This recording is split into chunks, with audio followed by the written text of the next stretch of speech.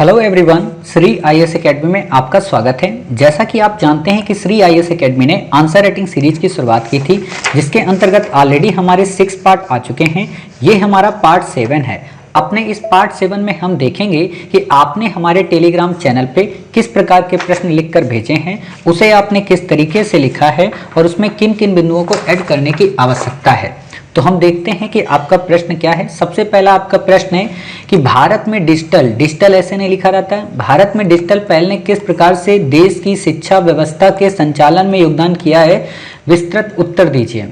आपने लिखा है कोविड-19 ने जहां एक तरफ पारंपरिक शिक्षण संस्थानों की पहुंच से छात्रों को वंचित कर दिया, वहीं डिजिटल, आप लोग बताओ डिजिटल नहीं लिख पा रहे हो, शिक्षा पद्धति ने अपना प्रभावकारी महत्व स्थापित किया है। इसे हम एक विकल्प के तौर पर तो देख सकते हैं, लेकिन पारंपरिक शिक्षा से पूरी तरह पुनर्स्थापित नहीं कर सकते। इस लाइन को आपको लास्ट में लिखना है।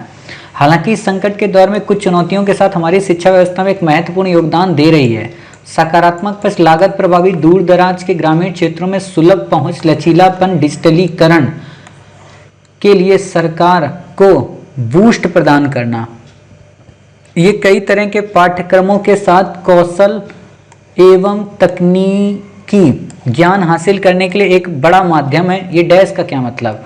ये एक बहुविषयक दृष्टिकोण विकसित करने में मदद करता है। साथ ही ऑनलाइन संस्करणों की पेशकश करने में विश्वविद्यालय और उच्च शिक्षा संस्थान बड़ी संख्या में आगे आ रहे। इसका क्या मतलब है? यह पहल शिक्षा के पारंपरिक मॉडल की तुलना में कम निवेश द्वारा भी शिक्षा उद्देश्यों की पूर्ति, ऐसे पूर्ति नहीं लिखते हैं, पूर्ति ऐसे लिखी जाती है। डिजिटल आपका ऐसे लिखा जाता है। ये इस पहल द्वारा शिक्षा में ये वाला सा नहीं आता, शनि वाला सा आता है, ठीक है, को ग्रामीण और देश के दूरस्थ क्षेत्रों तक एक साथ पहुंचाया जा सकता है। शिक्षा नकारात्मक पहलू, शिक्षा ही नहीं लिख पा रहे हो। व्यवसायीकरण, आंखों पर नकारात्मक प्रभाव सारी मानसिक या शारीरिक ऐसे लिखा करो। डिजिटल इवाइड लिखे हो कि डुआइड लिखे हो, क्या लिखे हो, मतलब सोचा करो आप लोग क्या लिख रहे हो।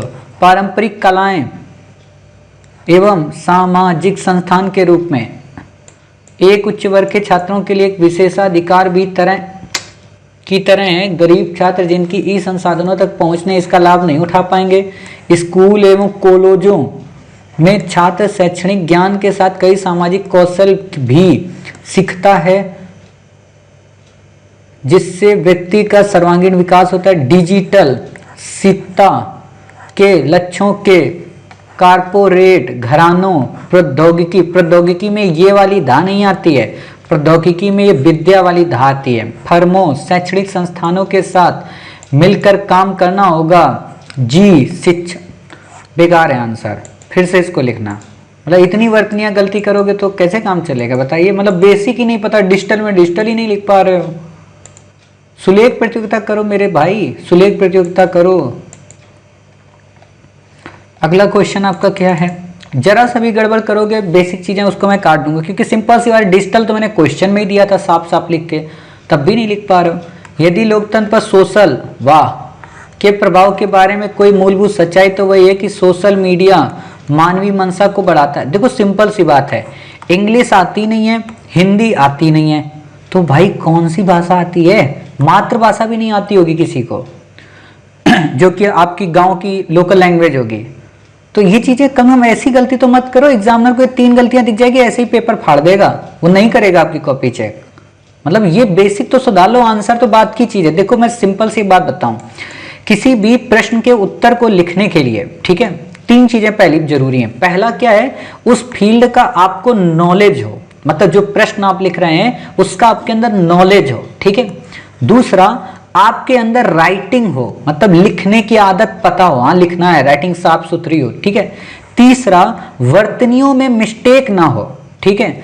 चौथा, स्किलफुल लिखने की कला हो, मतलब लिखना भी आता हो लेकिन स्किलफुल, कि कहाँ एक शब्द डालना है, कहाँ 2 शब्द डालने हैं, कहाँ ये नहीं डालना है, कहाँ वो नहीं डालना है। चौथा, उसको डेकोरेट करना आता हो, कहाँ पे फ्लो चार्ट आएगा, कहाँ पे पॉइंट आएंगे, कहाँ पैरा आएगा, मतलब ये पता हो, ठीक है। पांचवा, उसका प्रेजेंटेशन अच्छा हो, और छठा, उसका कंक्लूजन अच्छा हो। एक उत्तर में ये 6 एलिमेंट होने चाहिए, और जिसके अंदर ज्ञान नहीं होता है उसकी रेटिंग बर्बाद हो जाती है।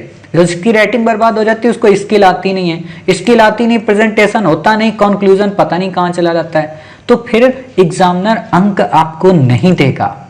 तो इसीलिए पहले उस फील्ड का नॉलेज लें। आप लोग क्या करते हो, आप लोगों में 100 के 100% बच्चे, जितने भी बच्चे वीडियो देख रहे होंगे, कोई भी जब इस क्लास को करता होगा, जो हमने आंसर आपको दिया होता है, ठीक है, जैसे मान लो लोकतंत्र पर सोशल मीडिया, ठीक है, कोई भी बच्चा गूगल पे कभी नहीं सर्च करके देखते होगे कि सोशल मीडिया का लोकतंत्र पे प्रभाव, कोई भी बच्चा नहीं देखता होगा। कोई भी बच्चा जो आर्टिकल पढ़ता है न्यूज़पेपर के, उसके पॉइंट निकाल के कभी इसका उपयोग नहीं करता होगा। आप लोग क्या करते हो, जितनी रामायण मन से बना ली उतनी मन से बना ली, जितनी सर ने पीडीएफ भेज दी वहां से उठा ली, बस। खुद का भी सोचो, मौलिक, इसी को बोलते हैं रिसर्च करना। इंग्लिश मीडियम का जो बच्चा होता है, मैं जहां तक जिन बच्चों को जानता हूं, उनको का भी नहीं आता था ना, वो गूगल करते थे तुरंत। और मेरे देखा देखी नेपोलियन बोनापार्ट को तो उन्होंने केवल गूगल से ही पढ़ डाला था, और वही काम मैं भी करता हूं। मुझे जब कोई टॉपिक नहीं आता है तो मैं उसको डेप्थ में पहले गूगल पे जाके पढ़ता हूं, उसके बाद फिर मैं उसका कॉम्प्रीहेंड ढंग से आप लोगों को बताता हूं। एथिक्स की जितनी क्लासेस हैं आप देख रहे होंगे कि 90% उसमें गूगल का इस्तेमाल है, 90%। मतलब जो कल घटना घटी होगी वो भी हमने एथिक्स में आपको एग्जाम्पल के रूप में एज इट इज कंपाइल कर देते हैं। तो वही आप भी करें, थोड़ा अपना स्कोप बढ़ाएं। अब ये मत चिल्लाना कि सर MB तो कम मिलता है, GB तो कम मिलता है। अरे रिचार्ज पैक बढ़ाओ, क्योंकि आप नहीं बढ़ा रहे हो इसका मतलब ये नहीं कि कोई और नहीं बढ़ा रहा होगा, वो बढ़ा रहा होगा, ठीक है। तो ये काम करिए। ये देखो क्या लिखा है, उत्तरदायित्व सुनिश्चित कराने में महत्वपूर्ण भूमिका निभाती है, साथ ही मानवीय मंशा को बढ़ाते हुए। ये बार बार रिपीट नहीं करना है। क्वेश्चन की सबसे बड़ी बात है, यूपीएससी की सख्त हिदायत है कि प्रश्न को दोबारा रिपीट मत कर देना शुरुआती लाइनों में, अंक नहीं देगी आपको, काट देगी, ये मत करना आप। सकारात्मक पहलू जवाबदेही, लोगों को सूचनाओं से अवगत कराना, नागरिकता की सहभागिता, डिजिटल डेमोक्रेसी। लोकतंत्र का विकास तभी हो सकता है जब अभिव्यक्ति की स्वतंत्रता हो। इस प्रकार सोशल मीडिया स्वतंत्रता के इन मंचों के माध्यम से डिजिटल लोकतंत्र की अवधारणा को सक्षम बनाता है। बस, साथ ही सोशल मीडिया ऐसे उपकरण के रूप में कार्य करता है जो अजय प्रतीत होने वाली सरकारों पर सवाल उठा सकता है, उन्हें जवाबदेह बना सकता है, लोगों से अवगत कराने की अपार शक्ति रखता है। कोरोना काल में सूचनाओं का आदान प्रदान, नागरिकों की सहभागिता, उन्हें एक दूसरे से जोड़े रखने के संदर्भ में सोशल मीडिया के लाभ बहुत ज़्यादा हैं, क्योंकि बहुत से लोग इन प्लेटफॉर्मों पर समाचारों का प्रसारण भी करते हैं। सबके अपना अपना न्यूज चैनल है क्या। अतः इसी के साथ अगर हम सोशल मीडिया के नकारात्मक पक्ष को देखें तो ये भी काफ़ी ज़्यादा है। नकारात्मक पहलू विदेशी हस्तक्षेप, राजनीतिक ध्रुवीकरण, अश्लीलता फैलाना, झूठी खबरों का प्रसारण, फेक न्यूज लिखा करो। आंतरिक सुरक्षा के लिए चुनौती। सोशल मीडिया सबसे प्रमुख आलोचनात्मक बिंदु यह है कि ये एक ऐसे इको चैम्बर की तरह कार्य करता है जहां लोग केवल उन्हीं दृष्टिकोणों को देखते हैं जिससे वे सहमत होते हैं। अतः अलग दृष्टिकोण को रखने वाले समूह वालों को समूह से अलग कर दिया जाता है। अगर हम विदेशी हस्तक्षेप की बात करें तो 2016 में, तो हमारे यहाँ थोड़ा ना विदेशी हस्तक्षेप हुआ है। फेसबुक पर नकली पेज बनाए गए, फेक पेज बनाए गए। सूचना अधिकार के रूप में दर्शाता है जहां सोशल मीडिया, अब देखो ये सोशल लिखा है कि खोखल लिखा है, सोखल। मीडिया उठाई गई आवाज को बल प्रदान करने का कार्य करता है। वहीं कभी कभी कुछ लोगों द्वारा इसका इस्तेमाल भी नहीं लिख पा रहे हो। भ्रामक सूचनाओं के प्रसार द्वारा ये सूचनाएं आंतरिक ऐसे नहीं लिखा जाता है, आंतरिक। मुझे तो सुलेख प्रतियोगिता करानी चाहिए एक, मतलब रोज शनिवार को आपको सिर्फ सुलेख ही लिखवाना चाहिए, तब ज़्यादा तैयारी मेरी अच्छी आप लोगों की हम करा पाएंगे। अरे भाई आ जा। वर्तमान में OTT प्लेटफॉर्म पर बढ़ती अश्लीलता, भारतीय संस्कृत। अब OTT प्लेटफॉर्म और सोशल मीडिया, इनको जरा लिंक करना कभी। पारिवारिक व सामाजिक संबंधों पर नकारात्मक प्रभाव डाले जो कि मानवीय मनसा। परिवार का थोड़ा ना पूछा, लोकतंत्र का पूछा है क्वेश्चन, मतलब जो मर्जी आएगी हम सो लिख देंगे। अतः सोशल मीडिया दोनों गुणों के साथ विद्यमान है, ठीक है, ये करना है, सब बेकार है, ऐसा नहीं लिखना है आंसर, बिल्कुल नहीं लिखना है। देखो दिमाग को स्थिर करो, वर्तनियों में सुधार करो, सोचो कि क्या लिख रहे हैं हम, बच्चे नहीं हो कोई भी। मतलब एक बार क्वेश्चन को तो देखो ना, उसमें समझो कि क्या पूछा है हमसे और हमें क्या लिखना है, अपने आप आपको उत्तर पता चल जाएगा, ठीक है। चलिए ये वाला क्वेश्चन देखते हैं। प्रायः ये कहा जाता है कि राजनीति और नैतिकता साथ साथ नहीं चल सकते हैं, इस संबंध में आपका क्या मत है? अपने उत्तर का उदाहरणों सहित आधार बताइए। ये क्वेश्चन मैंने दिया है क्या? प्रायः कहा जाता है कि राजनीति और नैतिकता एक है, मैंने दिया है क्वेश्चन। हाँ। किस में दिया, किस टॉपिक से रिलेटेड करके? एक मिनट रुको, मेरे को यहाँ पता चल जाएगा। इसमें दिया है क्या? ये अच्छा ये अभिव्यक्ति में, ठीक है, 2013 का है। राजनीति और नैतिकता साथ साथ नहीं चल सकते, क्या मत है? अपने उत्तर का उदाहरणों से आधार बताइए। ठीक है, कोई बात नहीं। राजनीति शासन चलाने की एक कला व कौशल है, जबकि नैतिकता हमें यह बोध कराती कि हमारे कार्य व्यवहार उचित हैं या अनुचित। वर्तमान में भारतीय राजनीति परिवर्तन के दौर से गुजर रही वक्त जो करवटें ले रही, उससे यही प्रतीत होता है कि राजनीति और नैतिकता साथ साथ नहीं चल सकती, परंतु ये पूरी तरह सत्य नहीं है। ये कोई नई बात नहीं है, पहले भी ऐसा होता आया है। बिंदुसार बिंबिसार के जमाने से लेकर वर्तमान राजनीतिक दलों में भी एक कंधे पर चढ़कर अपनी बिसात फैलाने का चलन रहा है। विद्वानों ने तो यहाँ तक ये कह दिया कि राजनीति का अपराधीकरण हुआ है। भले ही राजनीति में सब कुछ जायज हो, परंतु यह स्मरण रहे कि नैतिकता विहीन राजनीति अनर्थकारी होती है। नैतिकता भले ही व्यक्तिगत हो, परंतु राजनीति में सार्वभौमिक सत्य है। चाहे कोई राजनेता अनुचित तरीके से कितना भी शक्तिशाली व समृद्ध क्यों ना हो जाए, उसे भविष्य में समाज द्वारा दंड मिलता आया है। उदाहरण के तौर पर देखें तो कुछ समय पहले एक राज्य के मुख्यमंत्री का नाम घोटाले में संलिप्त ठीक है था। जब ये आरोप सिद्ध हुआ तो उन्हें सलाखों के पीछे पहुंचा दिया गया। लालू प्रसाद यादव के बारे में बोल रही, जबकि उक्त मुख्यमंत्री कई वर्षों तक सत्ता पर काबिज रहे थे। वही हमारे देश में कई ऐसे राजनेता भी उन्होंने जिन्होंने नैतिकता का दामन कभी नहीं छोड़ा, जैसे अटल बिहारी वाजपेयी, डॉक्टर मनमोहन सिंह पे प्रश्न चिन्ह लगता है, इसलिए मनमोहन सिंह का नाम मत लाना। अटल बिहारी वाजपेयी, लाल बहादुर शास्त्री, इनका नाम आप रख सकते हैं। यही कारण है कि आज भी जनता की आंखों के तारा हैं। इसी क्रम में हम देखें कि राजनीतिक दल सरकार बनाने तो अपनी साफ सुथरी छवि व नैतिक शासन का हवाला देती है। आज तो कई सारे कानूनी प्रावधान जैसे उम्मीदवारों का पूरा ब्यौरा, भ्रष्टाचार कानून, राजनीतिक दलों द्वारा खातों का प्रकाशन आदि भी हो रहा है। अतः नैतिकता के बिना राजनीति राष्ट्र व मानवीय हितों के लिए दीमक के समान है। अरे दूसरा पेज कहाँ गया? बस इतना ही है। प्रायः ये कहा जाता है कि राजनीति और नैतिकता साथ साथ नहीं चल सकते, इस संबंध में आपका क्या मत है? अपने उत्तर का उदाहरणों से आधार बताइए। देखो ये क्वेश्चन बिल्कुल सिंपल है, इतना घुमा के लाइनें हमें लिखने की जरूरत नहीं है। इसको डायरेक्टली अगर आप लिखें तो आपका उत्तर काफी बेहतरीन हो जाएगा। ठीक है, कैसे आपको बताना है? आपको सामान्य तौर पर बता देना है। ठीक है, क्या बताना है? जैसे इसने पूछा कि प्रायः कहा जाता है कि राजनीति और नैतिकता साथ साथ नहीं चल सकते, यानी कि किसी का स्टेटमेंट है, किसी ने पूरी डिबेट की है, उस डिबेट में उसने कह दिया है लास्ट में कि देखो भाई राजनीति और नैतिकता एक साथ साथ नहीं चल सकती। मतलब राजनीति एक तरीके की बेईमानी की पाठशाला है, वहां पे नैतिकता का कोई स्थान नहीं है। ठीक है, या तो आप राजनीति कर लो या तो नैतिकता निभा लो, ये कहना चाह रहा। अर्थात राजनीति और नैतिकता के अंतर संबंध में विवाद को दर्शा रहा।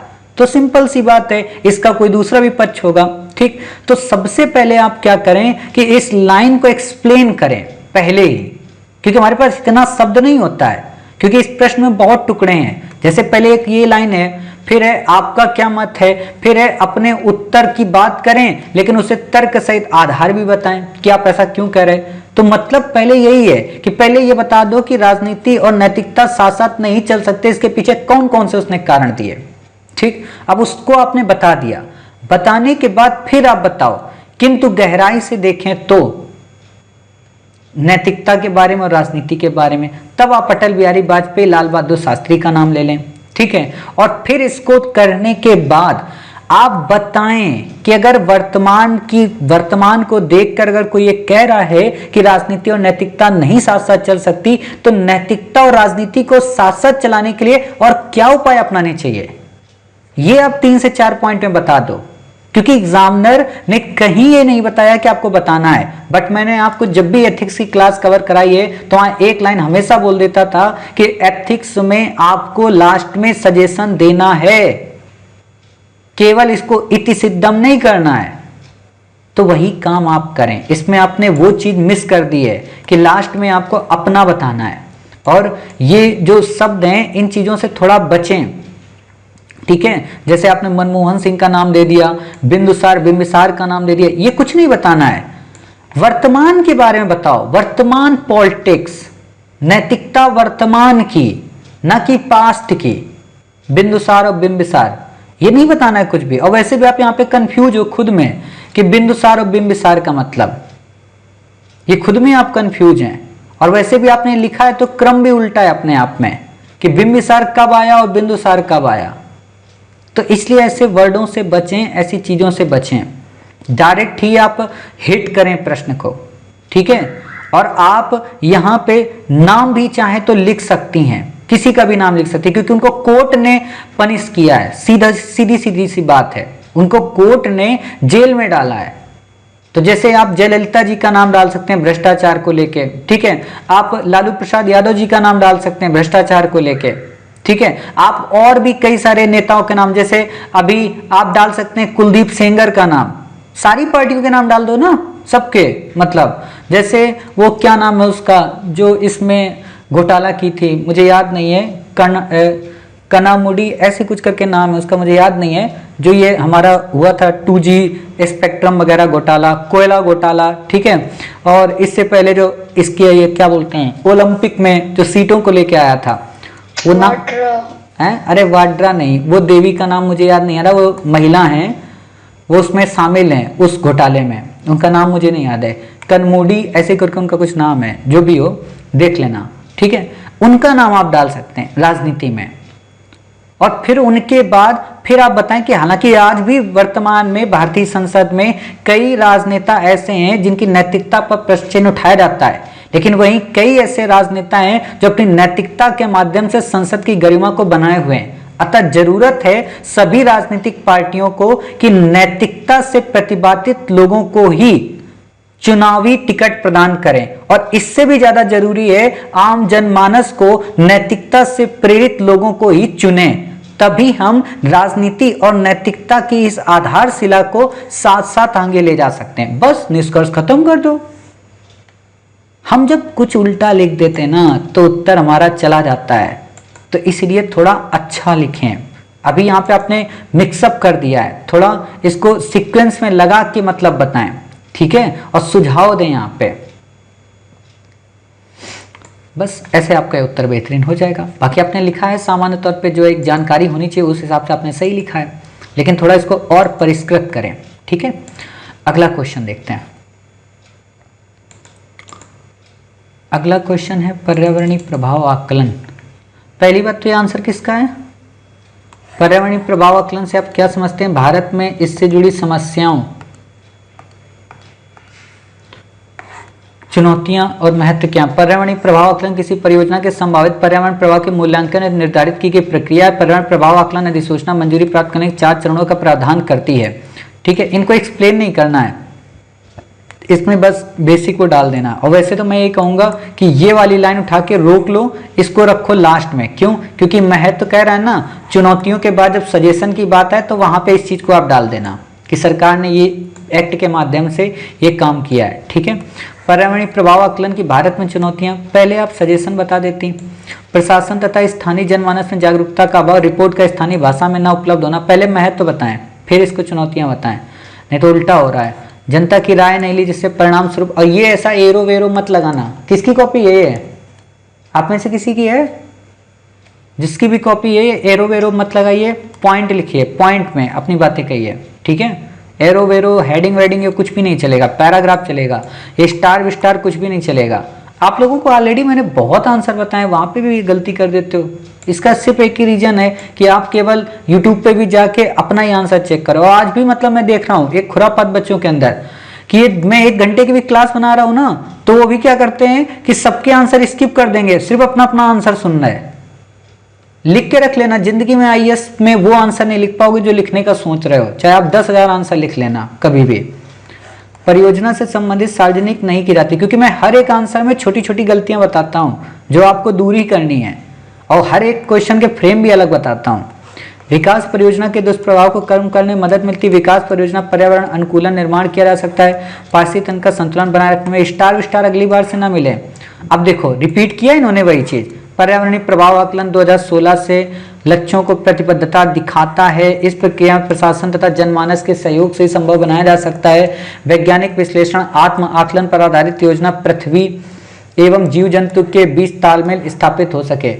बाकी तो बताओ सरकार की बात और सुझाव की बात, ठीक है। ये तो निष्कर्ष हो गया, सुझाव भी तो बताइए, वो मिस है यहाँ पे, ठीक है। और ये शब्दों को थोड़ा छोटा छोटा लिखे, बहुत बड़े बड़े शब्द आप लिख रही हैं, शब्दों को थोड़ा छोटा छोटा लिखें, तब आपका मतलब अच्छा हो जाएगा। हालांकि ये बात सही है कि वर्तनियों में आपकी गलती नहीं है, तो इसको फिर से लिखें, एक बार कोशिश करें, ठीक है। चलिए अगला क्वेश्चन देखते हैं। अगला क्वेश्चन किसका है ये? प्रायः कहा जाता है कि राजनीति और नैतिकता साथ साथ नहीं चल सकते, वरन बस संबंध में हैं। किसका ये क्वेश्चन है? आप में से किसी का है? प्रायः कहा जाता है कि राजनीति और नैतिकता साथ साथ नहीं चल सकते, बस संबंध में आपका क्या मत है? इस संबंध में आपका क्या मत? इस संबंध में आपका क्या मत है? इतना ही लिखा है क्वेश्चन। क्वेश्चन तो और भी कुछ कह रहा है। देखो, इस संबंध में आपका क्या मत है? अपने उत्तर का उदाहरणों से आधार बताइए। नैतिकता एक दार्शनिक अवधारणा है जिसमें सही और गलत की अवधारणा को व्यवस्थित करना, बचाव करना व अनुशंसा करना शामिल है। वही नीति विशेष के द्वारा शासन करना, विशेष उद्देश्य को प्राप्त करना राजनीति कहलाती है। अर्थात नैतिकता में राजनीति की प्रवृत्ति हमारे राष्ट्र निर्माता के काल में सटीकता से उपलब्ध थी, जहां आम जनमानस के कल्याण के लिए दृढ़ संकल्पित थे। परंतु आजादी के बाद से अब तक कई ऐसी घटनाएं उजागर हुई, नैतिक उजागर वर्ड मत लाना, मतलब प्रदर्शित हुई, दिखाई पड़ी या परिलक्षित हुई, जहां नैतिकता और राजनीति के उद्देश्य होता है आधी दा, फिर पूरी दा, फिर एक ही मात्रा अलग होने लगे। राजनेताओं की महत्व कलाएं नहीं होता है, छाएं होता है, ठीक है, बढ़ने लगी, जिसमें एक तरफ ये अपने को सत्ता में बनाए रखने के लिए किसी भी हद तक, ये रामायण नहीं लिखनी है, डायरेक्ट हिट करना है प्रश्न में। हमारे पास इतना वो नहीं होता है स्कोप कि हम सब कुछ लिख दें, वहां पे तथ्य और तर्क के आधार पे अपनी बात कहें। यहाँ पे इससे स्पष्ट होता है कि जनमानस का कल्याण में सड़कें, पुल, उदाहरण स्कूल, अस्पताल आदि बन जाते हैं, लेकिन जल से ध्वस्त होने लगे। एक सरकार द्वारा पुरानी सरकार पर दोष मोड़ दिया जाता है। अतः सरकार जिस नैतिकता के साथ कल्याणकारी योजना कहलाती है उसे धरातल पर लागू करवाने के विशेष निगरानी, पारदर्शिता, सुशासन व तत्परता की आवश्यकता है। तभी एक भारत श्रेष्ठ भारत, सतत विकास लक्ष्य, आत्मनिर्भर भारत रूपी संकल्पना को साकार किया जा सकता है। निष्कर्ष आपने अच्छा लिखा है, लेकिन आपने यहाँ पे एक ही पॉइंट बताया, आपने ये बात कहीं बताई ही नहीं कि क्या सच में राजनीति और नैतिकता साथ साथ नहीं चल सकते। दूसरा भी पक्ष बताएं कि हाँ चल सकते हैं और उसके प्रमाण दें, और फिर सुझाव बताएं कि जो नहीं चल सकती हैं उसको दूर कैसे किया जा सकता है। तो ऐसे इस उत्तर को लिखना है। बाकी आपको पहले वाले उत्तर में मैंने बताया है कि कैसे लिखना है, तो वही चीज है कि सामान्य तौर पे पहले इस लाइन को एक्सप्लेन कर दो, फिर उसके बाद इस लाइन को काउंटर करो, और फिर उसके बाद आप इसमें सुझाव दो, और फिर निष्कर्ष, ठीक है। चलिए अगला क्वेश्चन देखते हैं।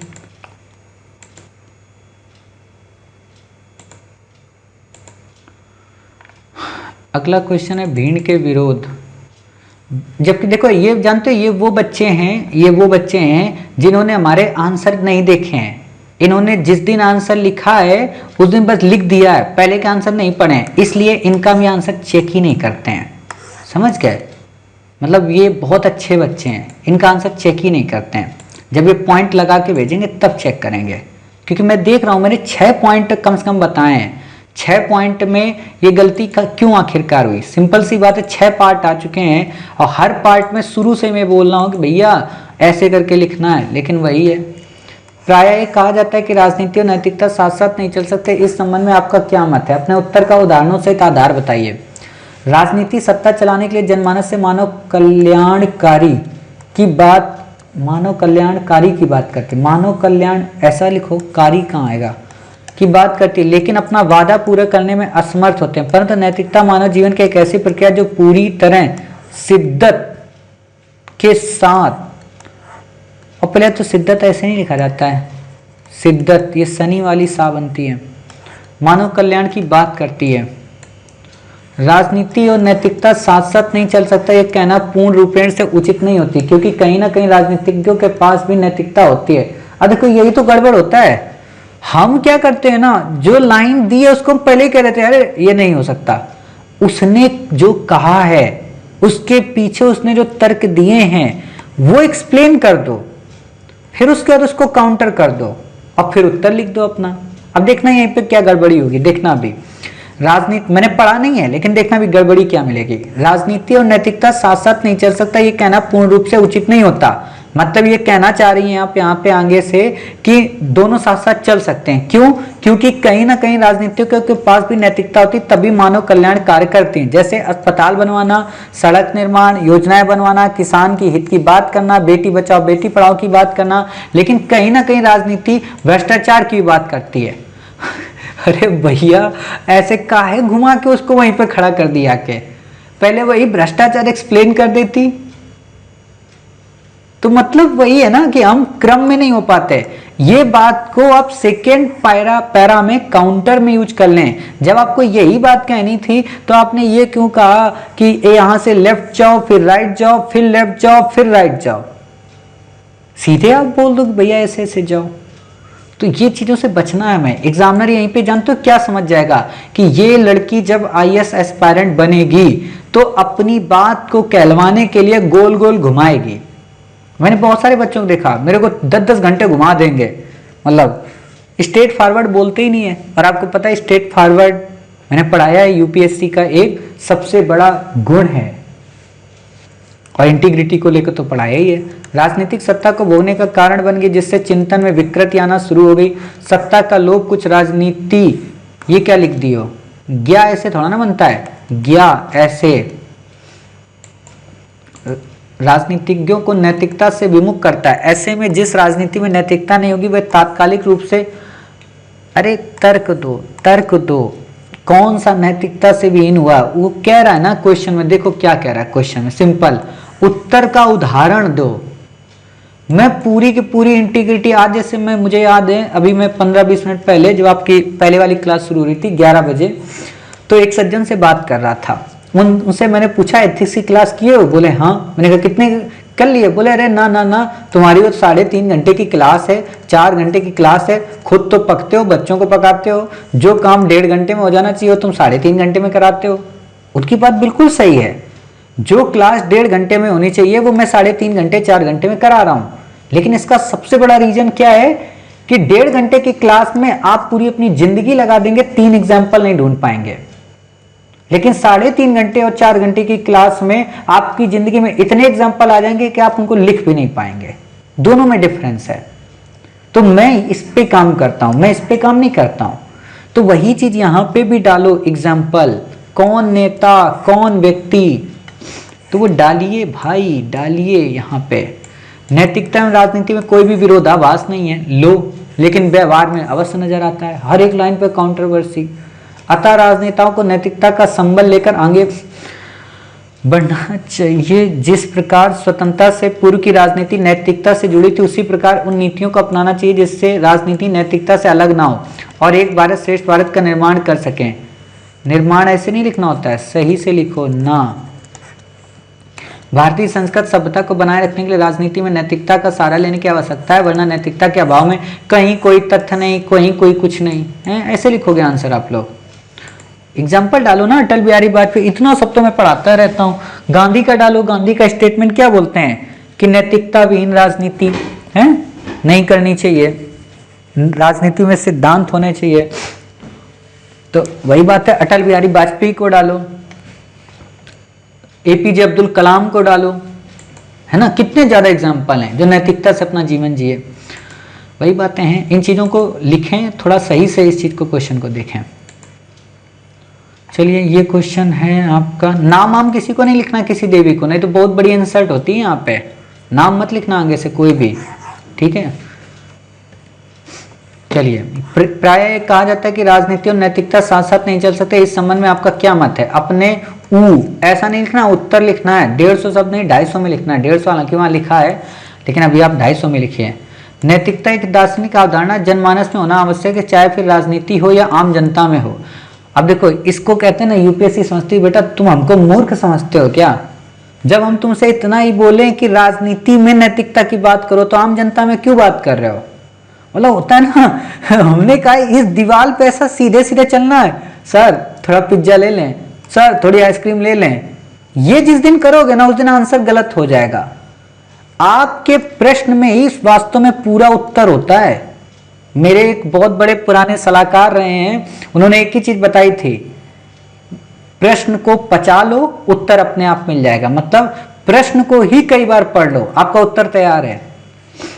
परंतु में, अब देखो क्या लिखा है, चाहे फिर राजनीति हो या आम जनता में हो, परंतु में समाज में सबसे बड़ी विडंबना राजनीति में आती है। देखो ये मात्रा इससे दोस्ती कर रही है, ये मात्रा इससे दोस्ती कर रही है, ऐसे मात्रा इतनी लंबी लंबी नहीं लगानी है, क्योंकि और एक देखो इस तरफ की लैंग्वेज उसमें है, क्या होती है, ब्राह्मी लिपि में, ठीक है। और फिर देखना यहाँ पे शब्द आपके खरोष्टी लिपि में नीचे हो जाएंगे। अभी ये सब इस एंगल पे जा रहे हैं, इधर वाले इस एंगल पे जा रहे हैं, ऐसे राइटिंग खराब हो जाती है। सत्ता का सर्वोच्च होता है, उनके प्राय नैतिकता का अभाव पाया जाता है। मतलब प्राय मतलब हमेशा नैतिकता का अभाव पाया जाता है। सही है भाई। वर्तमान काल में राजनीति जिस प्रकार बदलाव कर रही है, इससे एक बात तो स्पष्ट रूप से दिखाई दे रही है कि नैतिकता और राजनीति का साथ साथ चल पाना संभव नहीं है। परंतु ये कोई नई बात सामने नहीं आई, प्राचीन काल में भी ऐसे उदाहरण देखने को मिले हैं। अच्छा, नैतिकता हमारे व्यवहार और कार्यों को दर्शाती, ये कौन सा दर्शाती वाला वर्ड है भाई?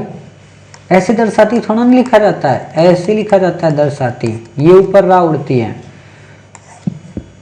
परंतु बार बार फुल स्टॉप के बाद परंतु, किंतु, परंतु नहीं आता है, ये ध्यान रखना। परंतु हो गया, जैसे क्योंकि हो गया, साथ ही हो गया, ये फुल स्टॉप के बाद नहीं आते, इसमें फुल स्टॉप लगते ही नहीं है बीच में कहीं।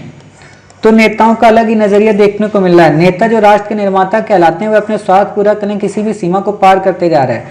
शासन व्यवस्था ऐसे थोड़ा नहीं लिखना है, शासन, मतलब ये ऐसे लिखा है, शासन, सा और फिर शासन।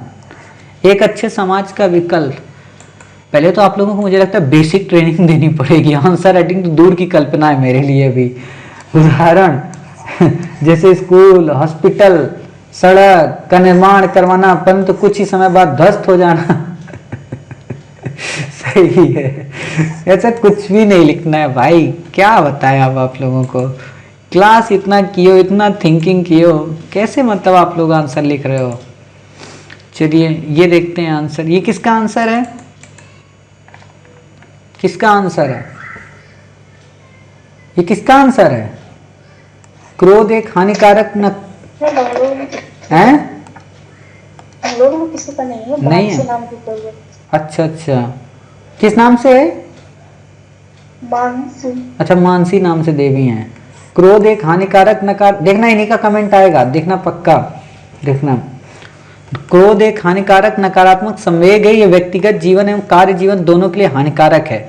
चर्चा कीजिए किस प्रकार नकारात्मक संवेगों और अवांछनीय व्यवहारों को पैदा कर देता है, इसे कैसे व्यवस्थित एवं नियंत्रित किया जा सकता है। ठीक है, क्रोधादवति सम्मोह सम्मोहात् स्मृति विभ्रमः स्मृति भ्रष्टाद बुद्धिनाशो बुद्धिनाशात् प्रसन्यते।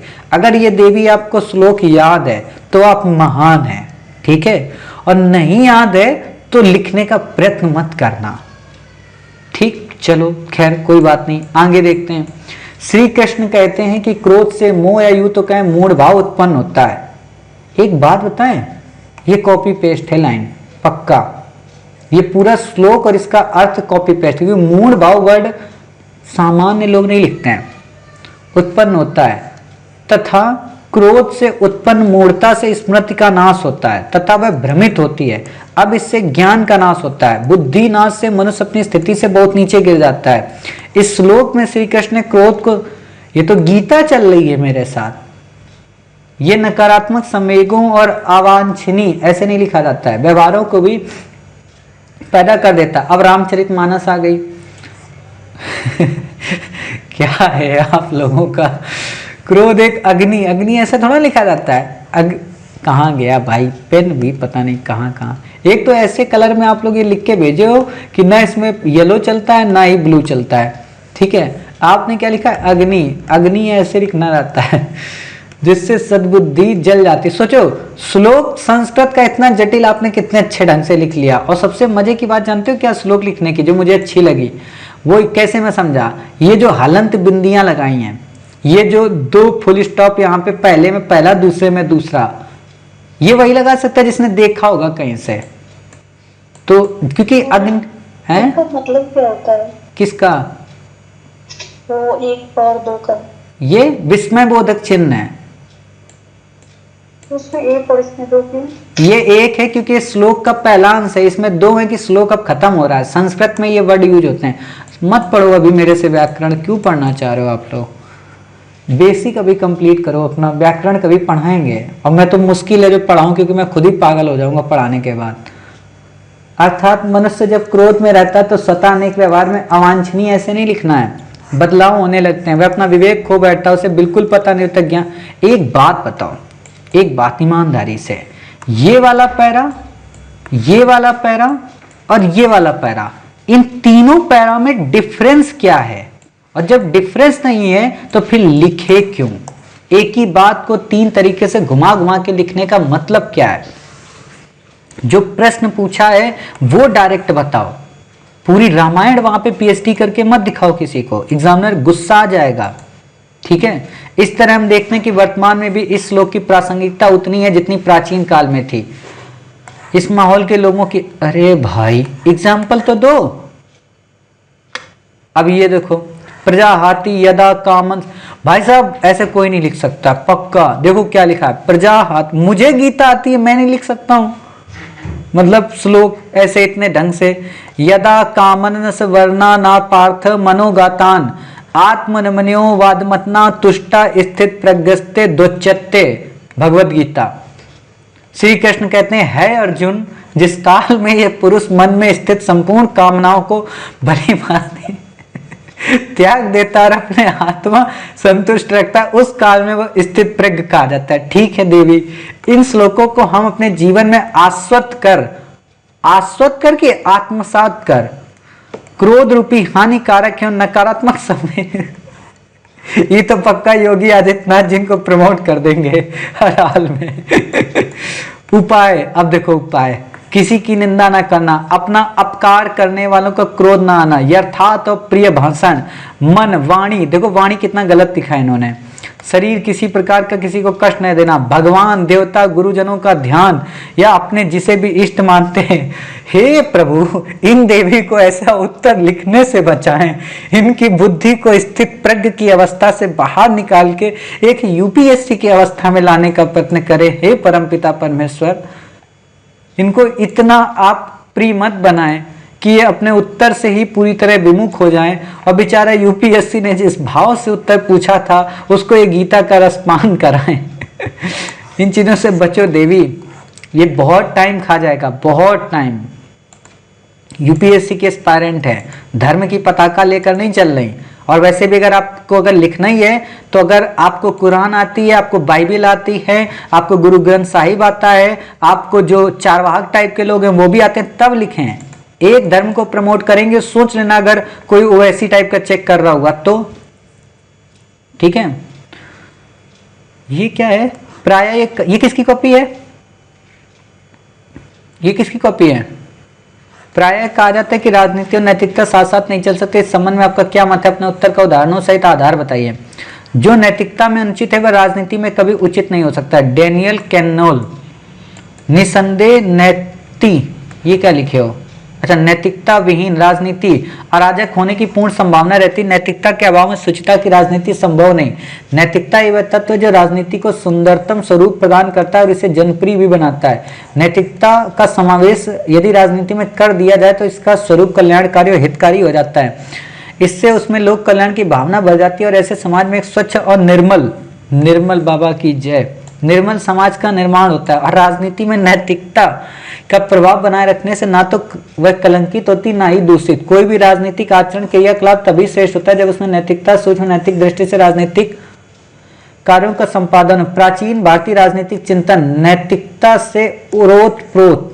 राजनीति में नैतिकता को बढ़ावा देने के धर्म को राजनीति से जोड़ा गया था।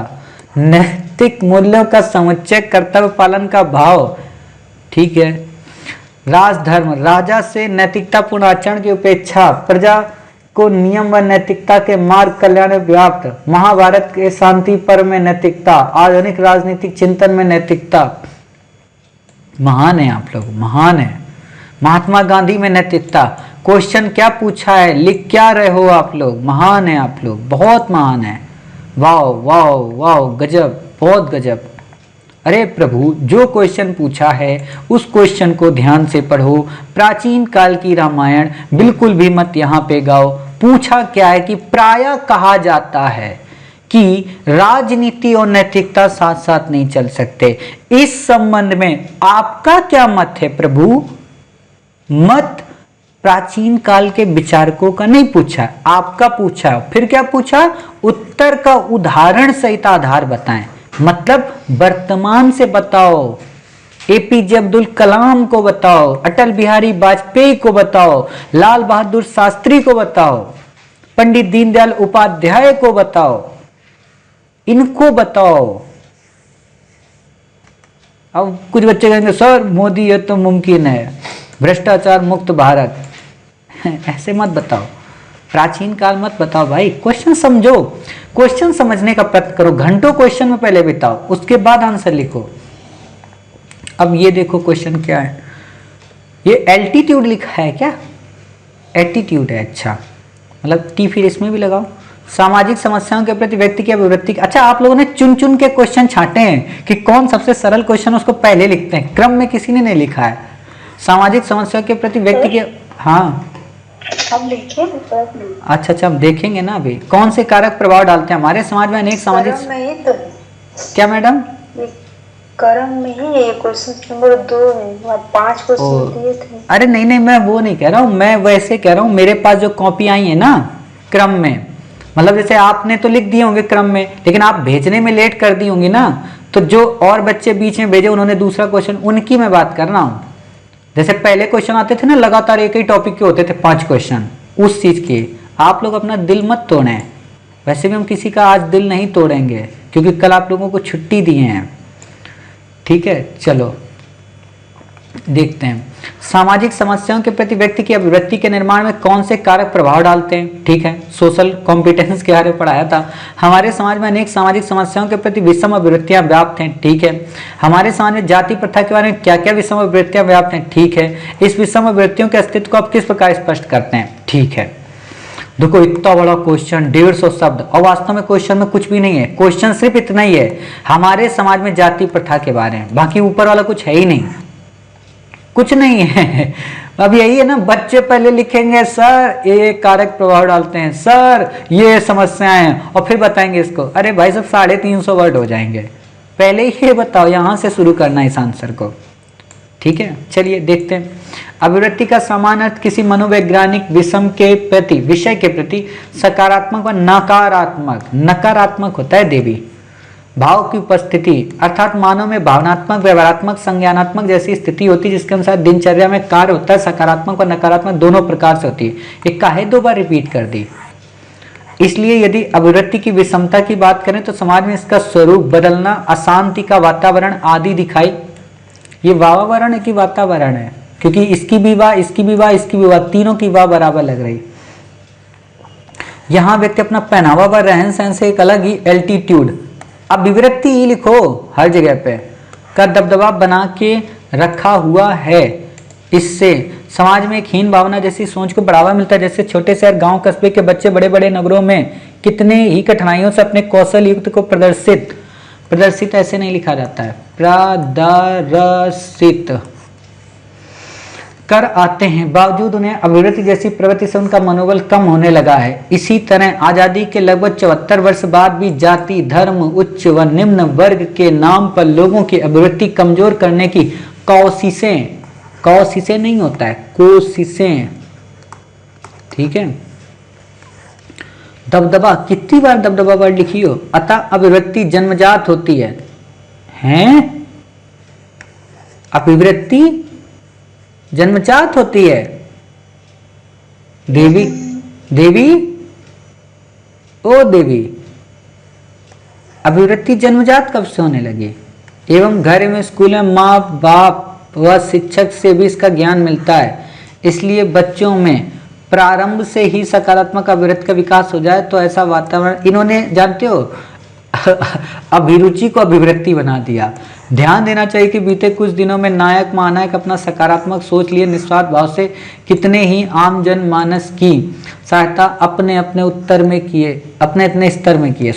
निष्कर्षता देश के राजनेता जिन्हें जनता चुनकर भेजती है तो पॉजिटिव अभिवृत्ति का पालन कर देश के लिए प्रारंभ किए गए कल्याणकारी कार्यों को तत्परता से सफल बनाएं। भले ही सरकार किसी भी पार्टी का क्यों ना हो, जहां गलत है वहां विरोध है, जहां सही उनका समर्थन करने का एटीट्यूड होनी चाहिए। देखो ये उत्तर सही नहीं लिखा है, जो पूछा है आप वो समझ नहीं पाए।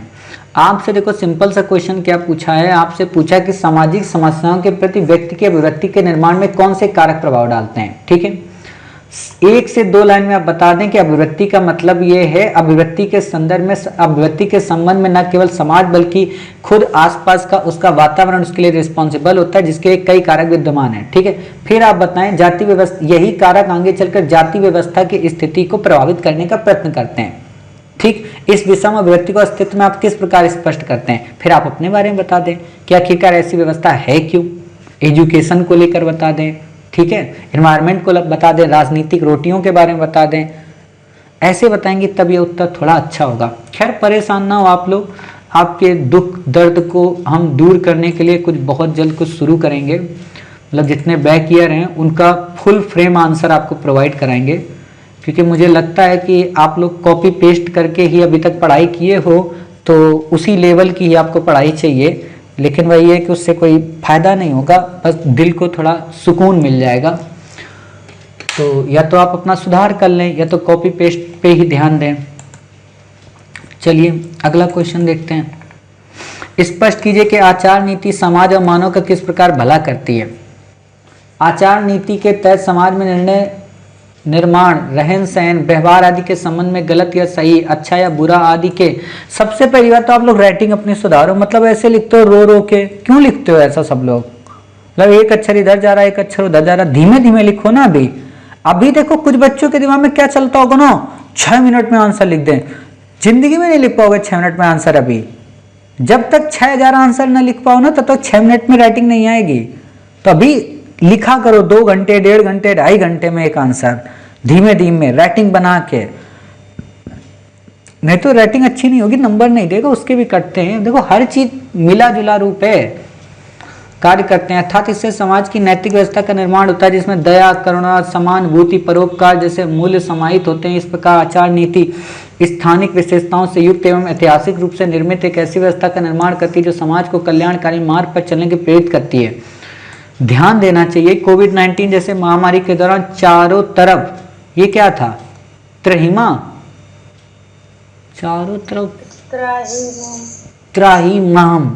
तो देवी क्वेश्चन तो समझ ही नहीं पाए, गूगल किए तो वहां पर वो नहीं मिला। अच्छा, एक तरफ सरकार और प्रशासन द्वारा मदद करने की कोशिश की गई, हमारे चिकित्सक, मेडिकल स्टोर, मीडिया तथा आम जनमानस ने भी एक दूसरे का मदद करने में कुछ लोगों द्वारा मनमानी कीमत वसूलना, मरीजों के साथ दुर्व्यवहार आदि हुआ था। भारत सरकार द्वारा उक्त घटनाओं को देखते हुए वैक्सीन वितरण योजनाओं को पूरा करने के लिए हर संभव प्रयास किया।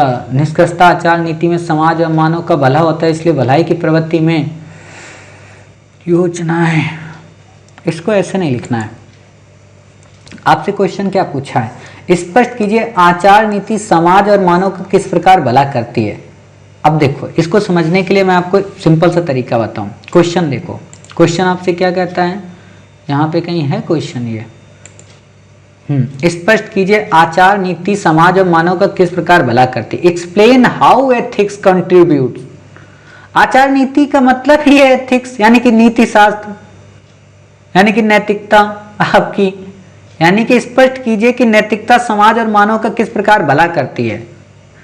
अब आ गया उत्तर, क्यों देवी? मतलब आपने क्या किया ना, आचार नीति के चक्कर में आचार आचार ढूंढती रही, कहीं कुछ मिला ही नहीं।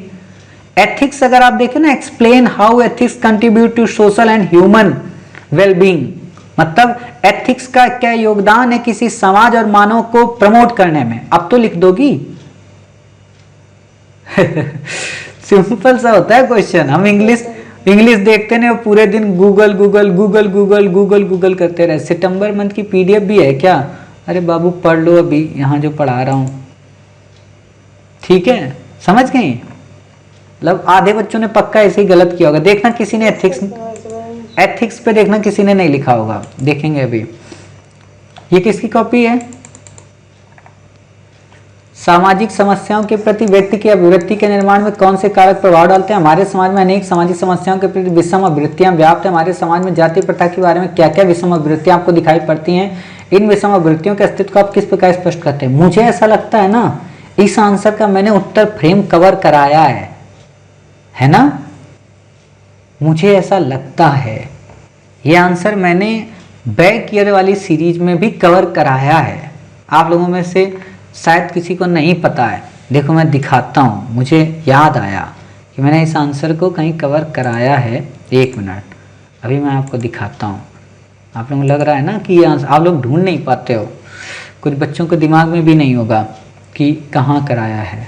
देखो एक मिनट मैं दिखाता हूँ आपको, प्लेलिस्ट, ठीक है। अभी मैं आपको देखो दिखाता हूँ एथिक्स का क्वेश्चन, ये वाला ethics IR answer writing, GS back year answer framing, ठीक है। GS1 Indian society, GS2 GS4 environment daily, ठीक है। CSAT करंट अफेयर्स, वास्तुकला, वर्ल्ड हिस्ट्री, एंशियंट, श्रेष्ठतम, medieval, history personality, Indian polity, modern India, Indian economy, ethics answer writing. इसमें नहीं, back year वाला है। Ancient, history optional, essay discussion, modern, Bharat दर्शन, GS4 back year. देखना इसमें आपको मिल जाएगा answer. Hello everyone, back year के टेस्ट चलने में क्या, ये तो लोक जीवन सत्यनिष्ठा वाला है। दूसरा देखो, अभी मैं दिखाता हूँ आपको, मैंने कराया, मुझे अब याद आ गया। ये तो रक्षा सेवाओं वाला है। आप लोग देखते नहीं हो ना, मानव जीवन में ये भी नहीं है। दिखा दे भाई। हेलो, प्रश्न है मानव जीवन में नैतिकता। Hello everyone, free IAS academy कहाँ गया? सभी मानव सुख की आकांक्षा करते हैं। हेलो एवरीवन, ऐसी बात वर्तमान समान विश्वास न्यूनता। अरे दिखा दो भाई, बच्चे परेशान हो रहे हैं। लोक सेवा, जवाबदेही,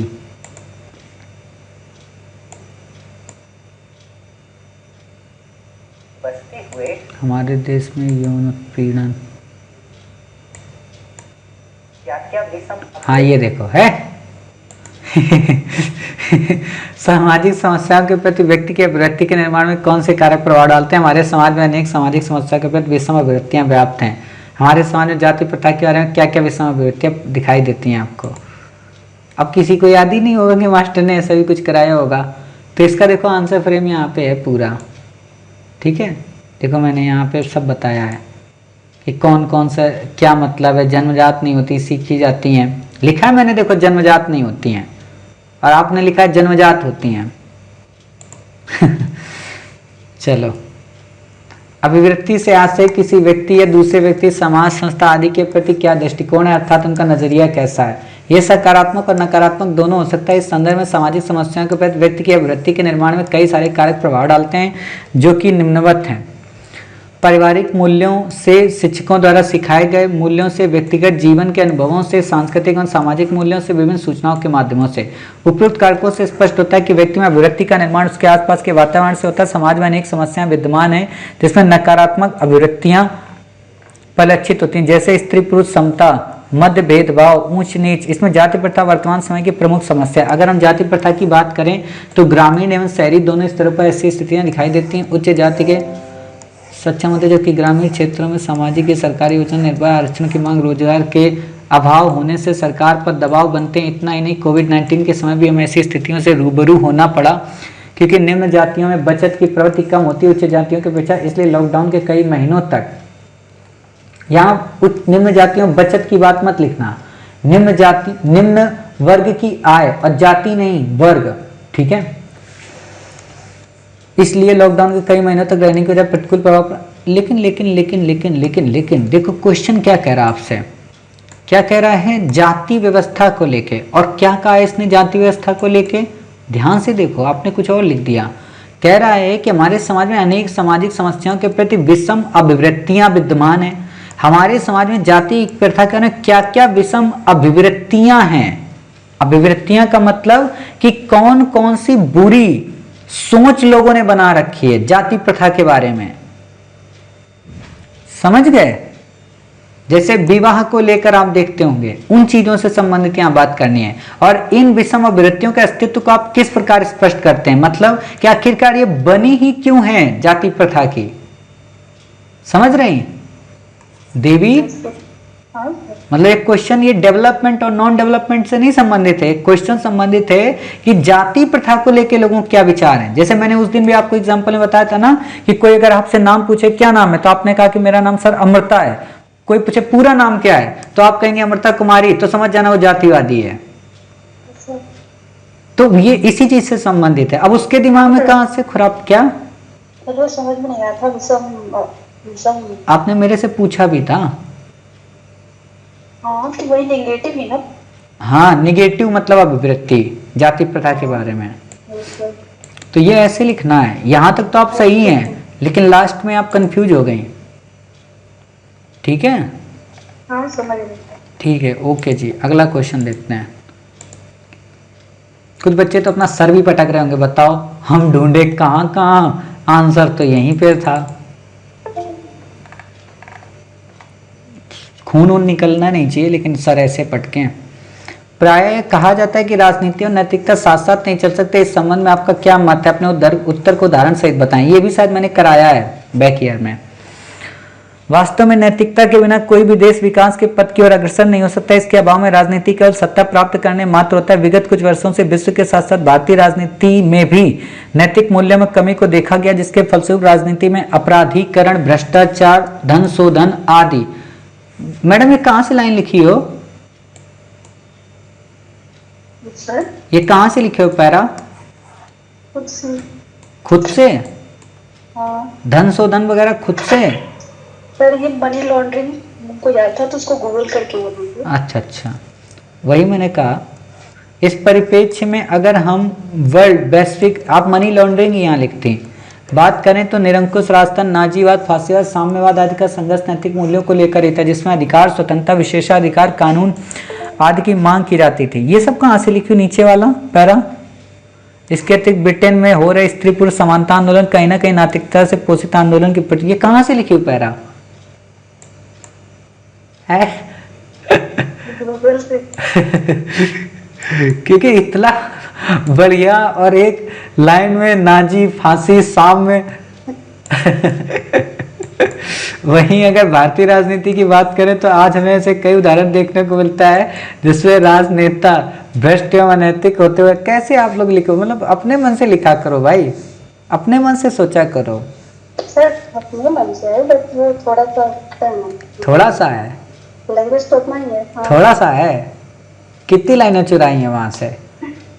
भ्रष्ट एवं अनैतिक होते हुए नजर आते हैं। वो अपनी तरफ जन भागीदारी को सुनिश्चित करने के लिए ऐसे कई वायदे करते हैं जो जन कल्याण से संबंधित है, समाज व देश के विकास से संबंधित हैं, साथ ही आम जनमानस के मध्य रहकर उनमें रहन सहन भी प्रभावित होते हैं। उपरोक्त बातों से यह स्पष्ट होता है कि उनमें व्यवहार में नैतिक गुण है, लेकिन स्वाभाविक रूप से ये परिलक्षित नहीं होते, क्योंकि कभी कभी ऐसे कृत्यों में संलग्न होते हैं जो उनकी छवि को एवं व्यक्तित्व को दूषित करते हैं। परंतु ऐसा भी नहीं है, सभी के सभी राजनेता ऐसे ही हों। कुछ ऐसे भी होते हैं जिनमें नैतिक सिद्धांत व्यक्तिगत जीवन के साथ साथ सार्वजनिक जीवन में भी परिलक्षित होते हैं।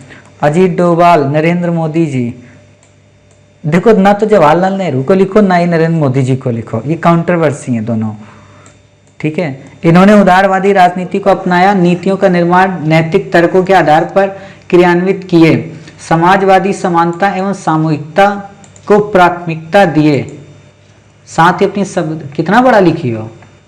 इस प्रकार कह सकते हैं कि राजनीति नैतिकता दोनों एक दूसरे से अंतर संबंधित हैं। इसके अभाव स्वरूप राजनीति विनाश के ओर उन्मुख हो सकती है। अतः यह मान लेना गलत होगा कि राजनीति व नैतिकता साथ साथ नहीं चल सकते। जरूरत है इसकी कमियों को दूर कर राजनीति को जवाबदेह, निष्पक्ष, पारदर्शी बनाया जाए। आज़ादी की 75वीं वर्षगांठ के अवसर पर शासन की अवधारणा को साकार कर सकें।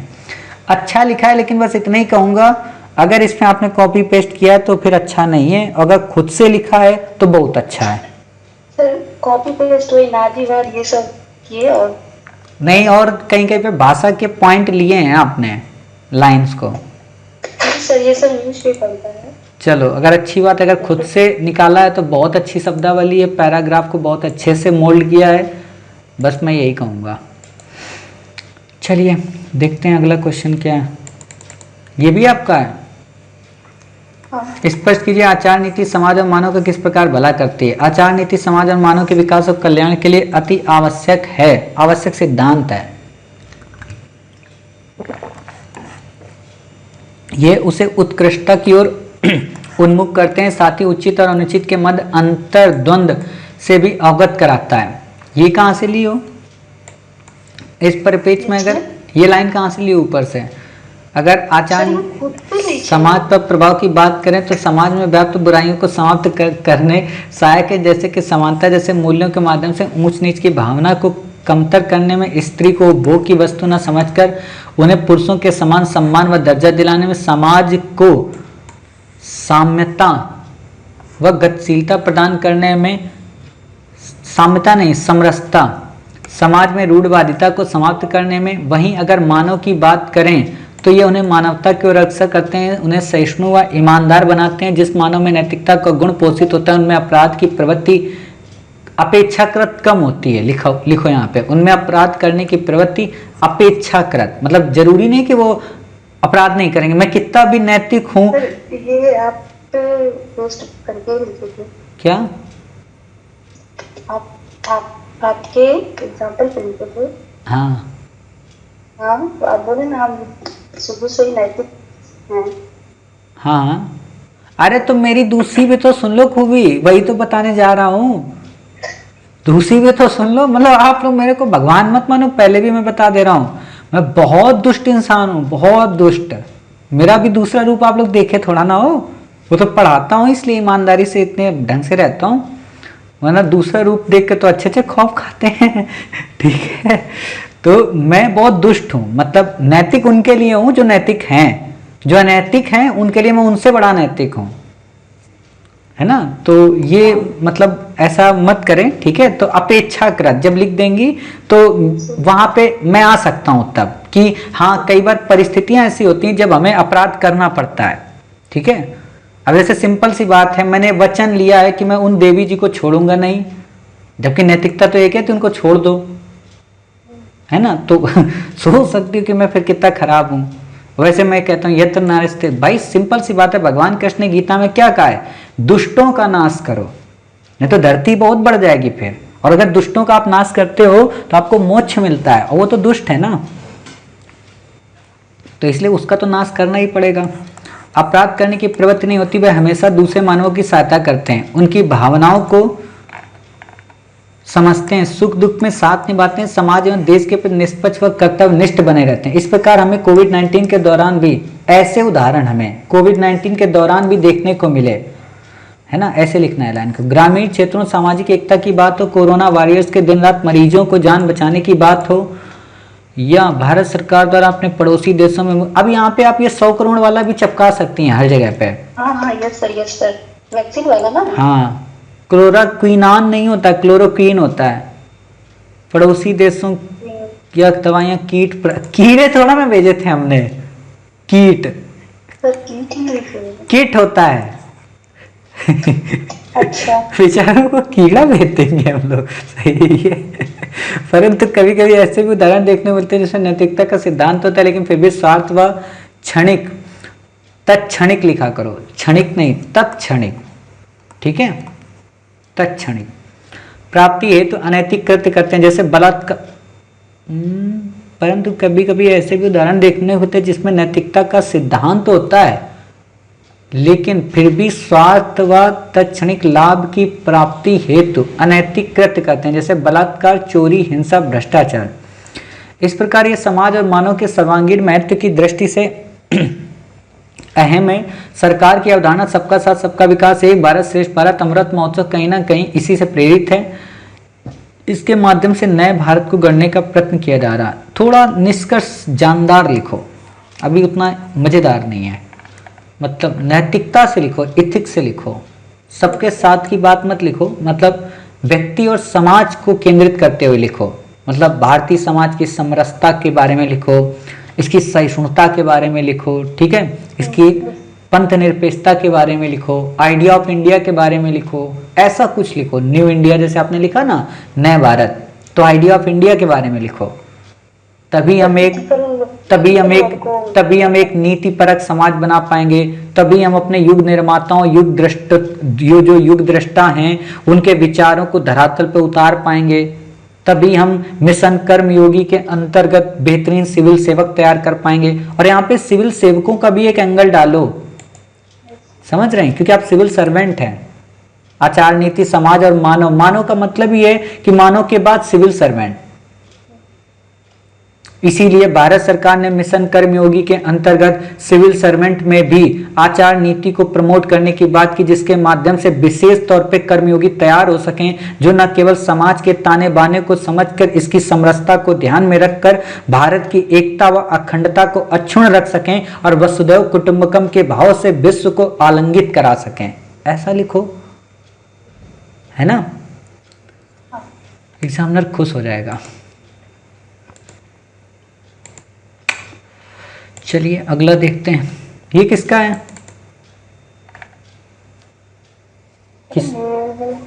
प्राय ये कहा जाता है कि राजनीति और नैतिकता साथ साथ नहीं चल सकते, इस संबंध में आपका क्या मत है, उदाहरण से बताइए। राइटिंग पहचानी पहचानी लग रही है। राजनीति किसी क्षेत्र में राज करने की प्रवृत्ति को दर्शाता है। अक्सर ये देखा गया कि जहाँ पर राजनीति और नैतिकता को समावेशित किया गया, वहाँ दोनों में परस्पर तनाव की स्थिति होती है। राजनीति जहाँ पर प्राय निष्पक्षता, धर्मनिरपेक्षता जैसे कारकों का अभाव होता, राजनीति जहाँ पर अभाव होता है। अच्छा, नैतिकता किसी भी राज्य में शासन करने की निष्पक्षता, लोगों को जवाब देता, धर्मनिरपेक्षता की वकालत करता है। ठीक है, दोनों के विरोधात्मक भाव को इस प्रकार भी समझा जा सकता है। राजनीति में प्राय किसी विशेष समुदाय, संस्कृति व क्षेत्र पर आकर्षण होता है, तो वही नैतिकता इसके विपरीत कार्यों को प्रोत्साहित करती है। राजनीति में राज करने की प्रवृत्ति को ध्यान में रखा जाता है, वहीं नैतिकता में आत्म कल्याण लोक कल्याण के भाव को अधिक ध्यान में रखा जाता है। राजनीति में व्याप्त भ्रष्टाचार को रोकने के लिए नैतिकता एक जिम्मेदार कारक है। इस प्रकार से कहा जा सकता है नैतिकता राजनीति में कुछ मूलभूत अंतर होते हैं जो दोनों को एक साथ चलने से रोकते हैं, लेकिन यदि राजनीति में नैतिकता के भाव को शामिल कर लिया जाए तो देश की जनता का कल्याण अवश्य हो सकता है। ऐसे नहीं लिखना है इस आंसर को, उदाहरण वगैरह बताइए। जो क्वेश्चन पूछा पहले उसे एक्सप्लेन करिए। आपसे क्वेश्चन सिंपल सा पूछा है कि साथ साथ नहीं चल सकते, तो कारण बताओ जो आपने बता दिए, ठीक। फिर विपरीत पक्ष बताओ कि चल सकते हैं और किसने चलाया है, और नहीं चल सकते हैं तो उसने कहा था तो किन एग्जाम्पल्स को ध्यान में रख के कहा था। एग्जाम्पल्स डालो। आप में से जिन बच्चों ने एथिक्स की मेरी क्लास की होगी वहां एक लाइन जरूर बताइए, ज्यादा से ज्यादा एग्जाम्पल डालो, जितना देखते हो वो डालो, तब उत्तर आपका बेहतरीन होगा। तो एग्जाम्पल्स यहाँ पे डालो तब आएगा। यहाँ एग्जाम्पल सही नहीं है आपके उत्तर में, भाषा से गुंथित कर रहे हो।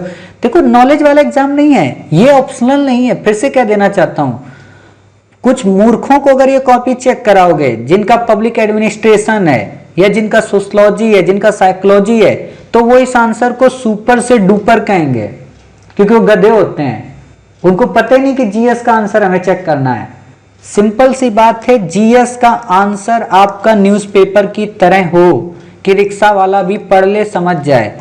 ऑप्शनल का पेपर विद्वान की तरह हो, गोल्ड मेडलिस्ट, और ये ऑप्शनल की तरह लिखा गया, इसमें उदाहरण है ही नहीं, इसमें कॉन्सेप्ट है ही नहीं, इसमें केवल जानकारी सूचनाओं का समावेशन दिया। यूपीएससी क्यों कहेगी आपसे, एथिक्स की परिभाषा थोड़ा ना आपसे पूछना है उसको, वो ये देखना चाह रही है कि आपके जीवन में क्या 10 भ्रष्टाचारी और 10 ईमानदार लोगों की जानकारी है।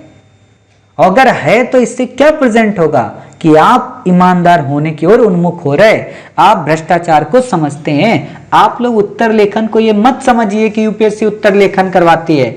उत्तर लेखन के माध्यम से आपकी बॉडी की धमनी तो धक धक होती है ना, उसको चेक करती है। कुछ बच्चे कहेंगे इतना टाइम होता है, तो अब क्या ही हम बताएं उस चीज को। ये कोई वो वाला एग्जाम थोड़ा ना है जो आप लोग सोच लेते हैं कि यूनिवर्सिटी का एग्जाम है, मास्टर बैठा है 50 रुपए में 500 कॉपी चेक करना है। ये वो वाला एग्जाम नहीं, सोच समझ के कॉपियाँ चेक होती हैं। इसीलिए तो इंटरव्यू में आपसे ज़्यादा कुछ पूछा नहीं जाता है, सिर्फ पूछ लेंगे कि साड़ी का जो पल्लू है वो कैसा है आपका, बताओ, कलेक्टर बन जाएंगी आप फिर। तो यही है, इस चीज़ में सुधार करें। चलिए अगला क्वेश्चन क्या है।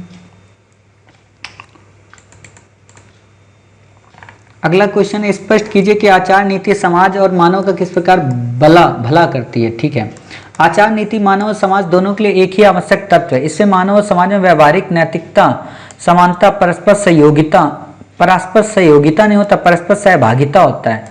इसके महत्व को निम्नलिखित रूप से समझा जा सकता है। आचार नीति के महत्व मानव का विकास करने में, भेदभाव को कम करने में, मानव प्रेम की भावना को जागृत करने में, महिलाओं की दशा सुधारने में, बस। इसके अलावा और कोई महत्व नहीं। कोविड-19 के दौरान भारत में नहीं तो पूरे विश्व में नैतिकता के भाव को देखा जा सकता है। लोगों ने एक दूसरे की मदद की, उनकी स्वास्थ्य लिखें, और स्वास्थ्य में आधी था आती है संबंधी बीमारियों ऐसे नहीं लिखा जाता है। ठीक है, आर्थिक रूपी समस्याओं को दूर करने का प्रयास किया। भारत सरकार ने one nation one ration card के तहत, क्या आप लोग जो भी मर्जी आती है सब डाल दोगे हैं, जो भी मर्जी आती है, जीवन को डालकर आम लोगों की खतरे की भारत मानवता जैसे समाज दोनों के अंतर्गत आचार नीति की भावनाओं को व्यक्त करते हैं। व्याप्त बुराइयां, भेदभाव, भ्रष्टाचार, आपराधिक कार्य, असहिष्णुता में भी ये सहायक हैं। अतः मानव समाज को सभ्य, सरल व दोष रहित बनाने में इसका प्रबल योगदान रहा है। अब देखो है, प्रबल प्रेम के पाले पड़कर प्रभु को नियम बदलते देखा, उनका मान भले ही टल जाए पर भक्त का मान न टलते देखा। टल जाता है आजकल, ठीक है, तो इसलिए प्रबल वर्ड से थोड़ा रुक जाइए, क्योंकि भक्त वैसे मिल ही नहीं रहा भगवान को, तो टाल देते हैं बेचारे।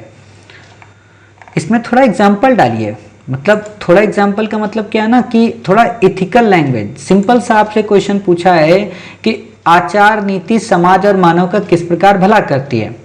आचार नीति क्या होती है सामान्य बता दो, ठीक है, और क्या होती है के साथ साथ समाज को जोड़ दो, उसी के साथ मानव को जोड़ दो। और मेरा ये मानना है वैसे इस उत्तर को लिखने के लिए कि मानव से समाज की तरफ जाओ, क्योंकि मानव से ही समाज बना है, ना कि समाज से मानव बना है। और समाज जब तक पहुंचो तब फिर वहां पे संस्थाओं को रिलेट कर दो, जिसमें यूपीएससी के बारे में मिशन कर्मयोगी को बता दो। और अगर उल्टा चल रहे हो तो समाज को बताओ, मानव को बताओ, और फिर मानव में ही आते हुए यूपीएससी को बता दो, मतलब सिविल सर्वेंट को, क्योंकि आप सिविल सर्वेंट का एग्जाम दे रहे हैं। इसलिए आपकी एथिक्स यहाँ पे होनी चाहिए, अपने आप को दर्शाओ। जैसे एक आपने वो देखा है बचपन में, फोटो खिंचाने का जब समय आता था तो अपने आप को कहीं ना कहीं से लात घूसे खा के अगल बगल से चपक जाते थे कि फोटो आ जाए हमारी, बस। तो वही बात है, वैसा ही करो, अपने आप को शो ऑफ करो वहाँ पे, क्योंकि यही एक ऐसा टॉपिक है, ऐसा सब्जेक्ट है जहाँ आप अपने आप को प्रेजेंट कर सकते हैं। बाकी आपके पास ऐसा कोई टॉपिक नहीं होता है। चलिए ये वाला क्वेश्चन देखते हैं। जीवन, कार्य, अन्य व्यक्तियों एवं समाज के प्रति हमारी अभिव्यक्ति आमतौर पर अनजाने में परिवार एवं उस सामाजिक परिवेश के द्वारा रूपित हो जाती हैं जिसमें हम बड़े होते हैं। अनजाने में प्राप्त इसमें कुछ अभिव्यक्तियां में मूल अक्सर आधुनिक लोकतांत्रिक समतावादी समाज के नागरिकों के लिए अवांछनीय होते हैं।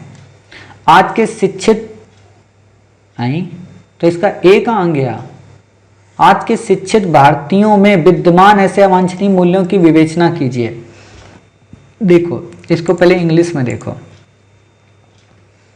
ए फिर आपने क्यों लिखा जब ये उसका नहीं है? तो जब यहां पे ए भी है नहीं तो आपने ए क्यों लिखा यहां पे? इसका बी कहां है मैडम? आगे आगे आगे। अच्छा आगे, तो प्रश्न पहले एक ही जगह लिख लेती ना। जीवन कार्य अन्य व्यक्तियों एवं समाज के प्रति हमारी अभिव्यक्तियां आमतौर पर अनजाने में परिवार एवं उस सामाजिक परिवेश के द्वारा रूपित हो जाती हैं जिसमें हम बड़े होते हैं। अनजाने में प्राप्त इनमें से कुछ अभिव्यक्तियां मूल अक्सर आधुनिक लोकतांत्रिक एवं समतावादी समाज के नागरिकों के लिए अवांछनीय होते हैं। ठीक है, अब एक चीज, अगर इस क्वेश्चन को जिसने भी ध्यान से देखा है तो कन्हैया कुमार पे क्वेश्चन था, जेएनयू पे, तो 2016 में आया है। अरे मैं अभी बता रहा हूँ देवी, मैंने अभी आपको पढ़ा थोड़ा ना है। अरे मैं बता रहा हूँ कि 2016 है और ये क्यों आया है, क्योंकि इसने कह दिया ना शिक्षित लोगों के बारे में। देखो, आज के शिक्षित भारतीयों विद्यमान ऐसे अवांछनीय मूल्यों की विवेचना करें। पहला, discuss such undesirable values prevalent in today's educated Indians, यानी कि शिक्षित की, जो शिक्षित नहीं उनकी बात नहीं कर रहा है, तो यानी कि आपको वो बात ही नहीं करनी है। ऐसे अवांछनीय वृत्तियों को कैसे बदला जा सकता है, मतलब जो ये है, तथा लोक सेवाओं के लिए आवश्यक समझाने सामाजिक नैतिक मूल्यों को आकांक्षी तथा कार्यरत लोक सेवकों में किस प्रकार बढ़ाया जा सकता है। सिंपल सी बात है, आज ही मैंने पढ़ाया था वैल्यू सिस्टम में कैसे बढ़ाया जा सकता है। ठीक है, अब देखते हैं भाई आपने कैसे लिखा है।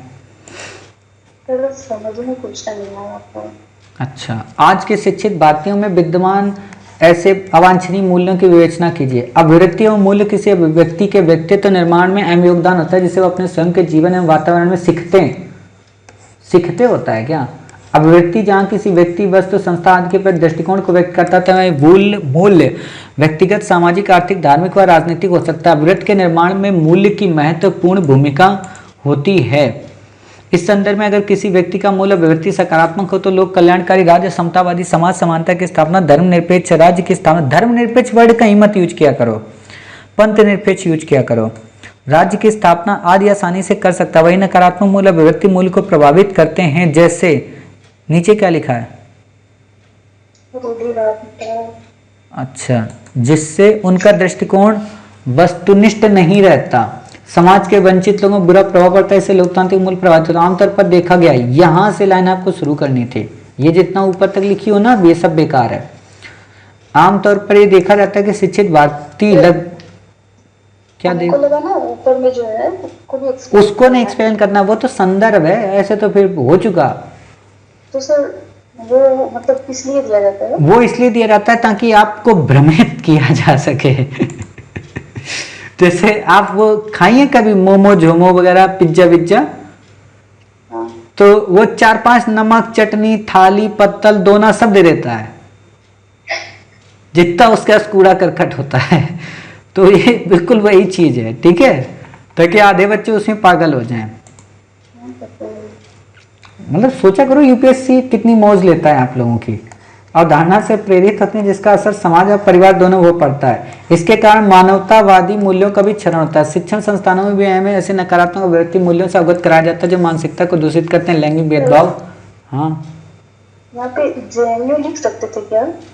क्या नहीं, एग्जाम्पल में नहीं। इसके अलावा लैंगिक भेदभाव, राष्ट्र विरोधी तत्व। मेरे को देखती हो, बिना नाम लिए मैं रोज पानी पी पी के सबको गालियां देता हूं, तो ऐसे ही करना है आपको भी। अब कोई वीडियो मेरा देखेगा भी ना तो उसको भी लगेगा कैसे प्रूव करेंगे कि यार मतलब ये मेरे को ही गाली दे रहा है ना, तो वैसे ही बनना है। धर्म विशेष को प्रोत्साहित किया जाना, पर्यावरण के प्रति सजगता का अभाव, सामाजिक व आर्थिक असमानता आदि सम्मिलित है। निष्कर्षतः कहा जा सकता है, ऐसे नहीं लिखना है। क्वेश्चन देखो सिंपल सा आपसे पूछा है। क्वेश्चन क्या पूछा है कि कहाँ गया, आज के शिक्षित भारतीयों में विद्यमान ऐसे अवांछनीय मूल्यों की विवेचना करें, मतलब जो मूल्य उनको मिल गए अवांछनीय, ठीक है, अवांछनीय मूल्य उनके अंदर कौन मिल गए? लोकतंत्र को लेकर, जैसे उनको आजादी मिल गई, एक तरीके की स्वतंत्रता। पहले वहाँ अवांछनीय तो बता दीजिए। क्या? जो अवांछनीय जो है इसको। वांछनीय का मतलब ये होता है कि होना चाहिए, अवांछनीय का मतलब होता है नहीं होना चाहिए। कहते यही नहीं समझ में आया तो उत्तर की कल्पना कहां से आप कर सकते हो, है ना? चलो ठीक है, कोई नहीं, हम ये आंसर आपको लिख के देंगे। मुझे पता है कि ये बड़े टफ क्वेश्चन है, आप लोग नहीं लिख पा रहे। ऐसे क्वेश्चंस को बता दीजिए ना, ताकि हम सुबह लिख पाएंगे, हम लिखे नहीं। अरे बाप रे, चलो अच्छा भी बता देंगे। ऐसे अवांछनीय अभिवृत्तियों को कैसे बदला जा सकता है तथा लोक सेवाओं के लिए आवश्यक समझे जाने वाले सामाजिक नैतिक मूल्यों को आकांक्षी तथा कार्यरत लोक सेवाओं में किस प्रकार संवर्धित किया जा सकता है। उपयुक्त अवांछनीय अभिवृत्तियों को दूर करने से सर्वप्रथम उन्हें पारिवारिक स्तर पर नैतिक मूल्यों से पोषित करना चाहिए। उन्हें ऐसे महापुरुषों की कहानियां सुनानी चाहिए जिसमें नैतिकता का गुण भरी हो, जैसे महात्मा गांधी, विवेकानंद, जवाहरलाल नेहरू, अटल बिहारी वाजपेयी, रतन टाटा। साथ ही पाठ्यक्रमों में नैतिकता जैसे चरित्र निर्माण, स्कूल माहौल स्मरणीय है। लोक सेवाओं में, क्योंकि सिविल सेवकों के समान, देखो यहाँ पे क्या बोला है कि लोक सेवाओं के लिए आवश्यक समझे जाने वाले, ठीक है, किस प्रकार? तो लोक सेवक में मेरा ट्रेनिंग मैनुअल, सेकेंड ARC की रिपोर्ट, नोलन कमेटी, ये सब तो नाम लिखो। कह दो आज ही तो पढ़े थे, आज ही लिखवा दोगे। स्मरणीय है कि सेवाओं में अभिवृत्तियों का योगदान महत्वपूर्ण होता है, क्योंकि सिविल सेवाओं के द्वारा देश की जवाबदेहिता में ऐसी परिस्थिति में सकारात्मक अभिवृत्ति अवश्य होती है। और मुझे ऐसा लगता है ना, ये क्वेश्चन आप लोग क्यों नहीं लिख पा रहे? एक कारण और है, मैं समझ रहा हूँ। नहीं, ये क्वेश्चन क्यों नहीं आप लोग लिख पा रहे हो, जानते हो? ये क्वेश्चन में इसने सही से इसको वो नहीं किया है। जैसे अभिवृत्ति टॉपिक तो इसने देखा, इसने अभिवृत्ति और जो मूल्य का क्वेश्चन है ना, उसको भी इसमें शामिल कर दिया है। ये वैल्यू का क्वेश्चन है, समझ रहे? और वैल्यू मैंने अभी आपको पढ़ाया ही नहीं है, इसलिए आप लोग नहीं लिख पा रहे हो। कोई बात नहीं, जिन्होंने लिख लिया कोई बात नहीं, जिन्होंने नहीं लिखा है वो मत लिखें। उनको जब हम वैल्यू पढ़ा देंगे तब लिखना, वैल्यू और एटीट्यूड का संबंध, क्योंकि यहाँ पे इसने एक गलत किया है, ठीक है? तब और अच्छे से समझ में आ जाएगा, क्योंकि आप लोग इसलिए इसको नहीं लिख पा रहे हो, क्योंकि वैल्यू मैंने अभी आज ही नोलन कमेटी पढ़ाई थी, तो आज ही कहाँ से मैं उम्मीद करूँ आप लिख देंगे, क्योंकि आपके दिमाग में चल रहा होगा वो एप्टीट्यूड में पढ़ाया है, तो इसको कहाँ लिखेंगे, है ना? तो इसलिए कोई बात नहीं। प्राय कार्यता राजनीति और नैतिकता साथ साथ नहीं चल सकती, इस संबंध में आपका क्या मत है? इसमें कितने बच्चे ऑनलाइन हैं, देखो जरा। राजनीति और नैतिकता साथ साथ नहीं चल सकते, इस संबंध में आपका क्या मत है? अपने उत्तर को उदाहरण से बताइए। किसी देश का विकास नैतिकता के बिना संभव नहीं, वही राजनीति में नैतिकता कुछ कम प्रभावी नजर आती है। विगत वर्षों के परिप्रेक्ष्य में, परिप्रेक्ष्य नहीं होता, परिपेक्ष होता है। देखें तो राजनीति, अपराधीकरण, ध्रुवीकरण, भ्रष्टाचार, धन शोधन, ये पक्का कॉपी की है आपकी, धन शोधन आदि पक्षपातपूर्ण हस्तक्षेप का आरोप लगते, इस परिप्रेक्ष्य में भारत वैसे। ए भाई, हाँ सर, ये कॉपी पेस्ट है। हाँ सर, लग तो रहा है। विशेषाधिकार, श्वेत अश्वेत आंदोलन, यहाँ से बस थोड़ा बदला गया है। सर हम ब्रिटेन का एग्जाम्पल दिए। वहीं अगर वर्तमान राजनीति में देखें तो नैतिकता की कमी दिखाई पड़ती है, जिसका परिणाम भ्रष्टाचार नैतिकता में मतलब देखो, नकल उसकी की जा रही है जिसकी नकल हमने पकड़ी है। बच्चे भी कितने स्मार्ट हैं, वे अपनी मूल्यों को खो बैठते हैं, जिसका उदाहरण 2G स्कैम, चारा घोटाला। उपयुक्त बातों से स्पष्ट है, व्यवहारिक नैतिक रूप से पूर्ण। एक बात बता दें आप लोगों को, और जब यूपीएससी का एग्जाम लिखना ना, आप जिस जाति जिस वर्ग से है ना, उसको जरा एक कोने में रख देना, है ना? मतलब आप अगर यदुवंशी हैं तो कहो लालू प्रसाद यादव के बारे में कुछ ना लिखें, ठीक है? आप अगर ब्राह्मण ठाकुर क्षत्रिय हैं तो कहो सेंगर साहब के बारे में कुछ ना लिखें। इन चीजों को एक कोने में रख देना, वरना यूपीएससी आपको एक कोने में उठा के रख देगी कि नहीं नहीं नहीं नहीं, हम अम्बेडकर साहब के बारे में कैसे बोल सकते हैं, है ना? या हम मायावती जी के बारे में, या वो जो एक और हैं BJP, sorry Bahujan Samajwadi party में, या असदुद्दीन ओवैसी के बारे में कैसे बोल सकते हैं? तो इन चीज़ों से थोड़ा हट के आप वो करना, क्योंकि आप पॉलिटिशियन नहीं हो, ये परिलक्षित नहीं होते। क्योंकि वे इसे पर्यावरण और दबाव में रहते हैं जो उनकी छवि एवं व्यक्तित्व को धूमिल कर देता। परंतु ऐसा भी है, सभी राजनेता ऐसे नहीं, कुछ नैतिक सिद्धांत व्यक्तित्व के साथ साथ, देखो इन्होंने भी कॉपी किया, पंडित नेहरू को ले लिया, नेल्सन मंडेला डोवाल को भी ले लिया, मोदी को हटा दिया।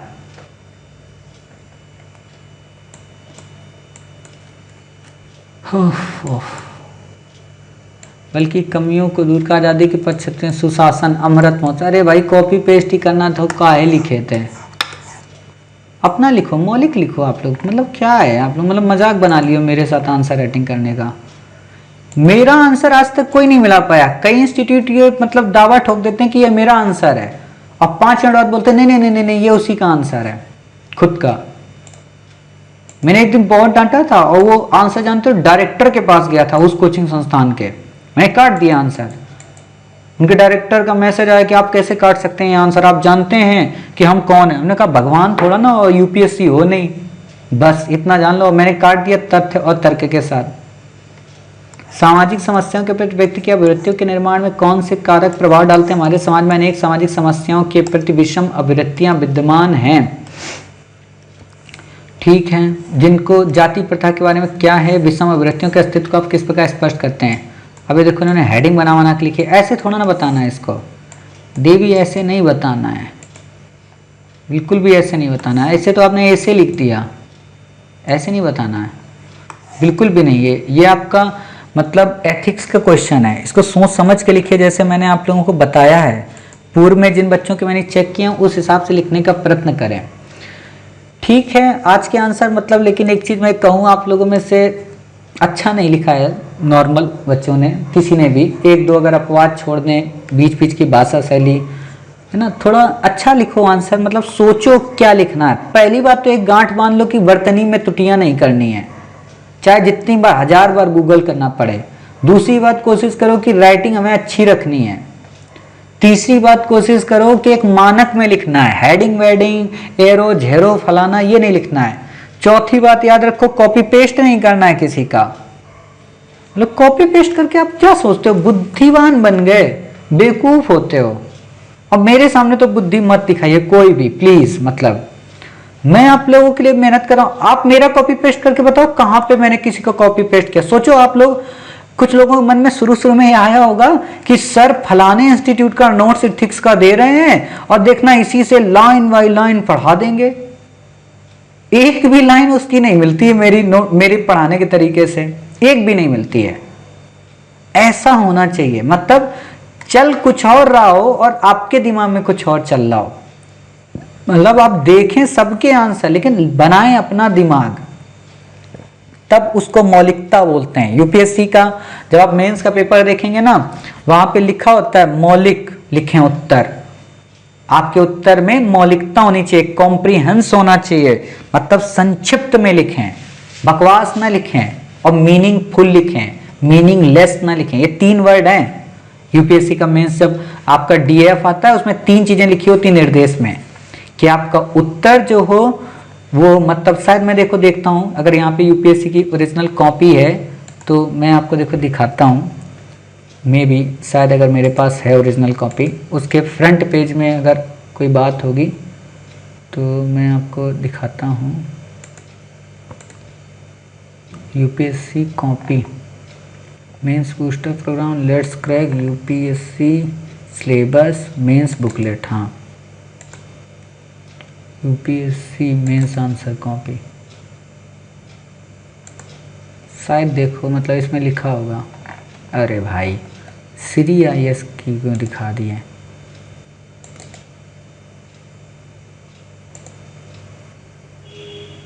अरे मैं यूपीएससी की कॉपी देख रहा हूँ, ये श्री आईएएस की दिखा रहा, हद है। UPSC book PDF prelims syllabus world history toppers copy Hindi medium, no no no. चलो यूपीएससी की मैं कॉपी आपको दिखाता हूँ, नहीं तो फिर आप लोग देखेंगे भी नहीं।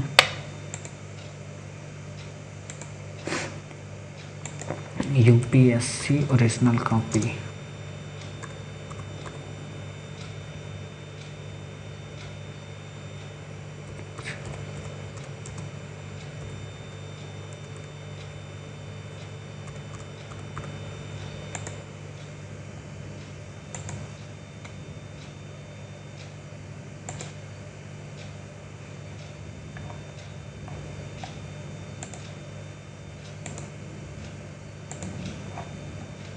ये भाई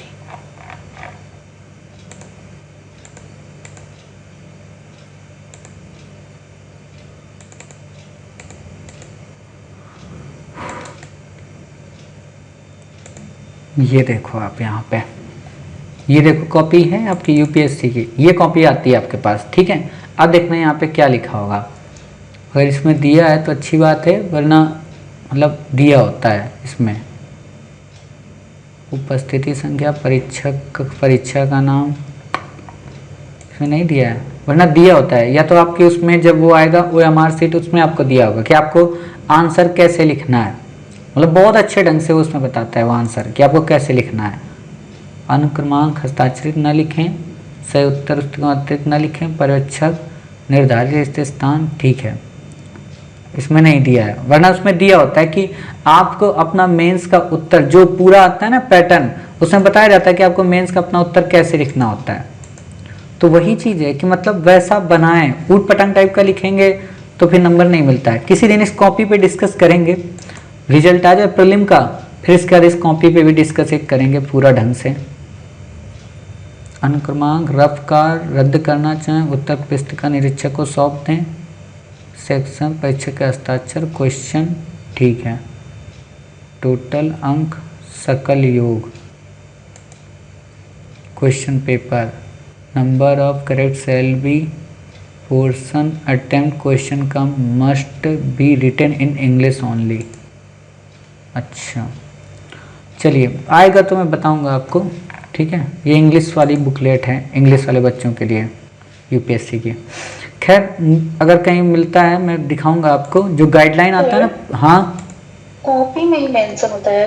हाँ देवी, सब कॉपी में मेंशन होता है, उससे एक्स्ट्रा भी कुछ नहीं लिख सकती हो, हर कॉपी में मेंशन। इसीलिए तो और ज़्यादा बेइज्जती होती है कि अगर शुरू के आपको 5 नहीं आ रहे हैं तो बहुत बेइज्जती है फिर आपकी। नेगेटिव स्क्रॉल कीजिए तो कितना है, नेगेटिव इंप्रेशन जाएगा, देख रहे हो। 2-2 पेज होते हैं सबके लिए, 150 वर्ड के लिए, और उससे बाहर भी नहीं जा सकते हो। मतलब ऐसी तैसी कर देता है, सिंपल सी बात बताओ। तो इसीलिए अभी से वैसी प्रैक्टिस करो। देखो यहाँ पे देखो, सिंपल सी बात, 5वां पेज है एक क्वेश्चन के लिए, 150 शब्द, ठीक है। अगला फिर एक पेज और देगा, छठा, बस 7वें में अगला क्वेश्चन रखा होगा, और छोड़ दिए तो बेइज्जती। मतलब 40 पेज लगातार भरने ही भरने हैं, और भी अच्छे से डायग्राम। मतलब ऐसा समझो ना कि जूते भी पढ़ रहे हैं, लात भी पढ़ रही है, ऊपर से बेलन भी पढ़ रहा, सब पढ़ रहा हो, फिर भी लिखना है उस सिचुएशन में। और आप लोग तो अभी नॉर्मल तरीके में नहीं लिख पा रहे हो। मेरी मतलब मैंने अपना चेक किया है कि मेरी स्पीड कितनी है, मतलब अच्छी राइटिंग में 20 क्वेश्चन जब मैं लिखूंगा 3 घंटे में, तो मैं लगभग 15 से 20 मिनट शेष रख दूंगा जब अच्छे से लिखूंगा, ठीक है। मतलब 15 से 20 मिनट मेरे बच जाते हैं।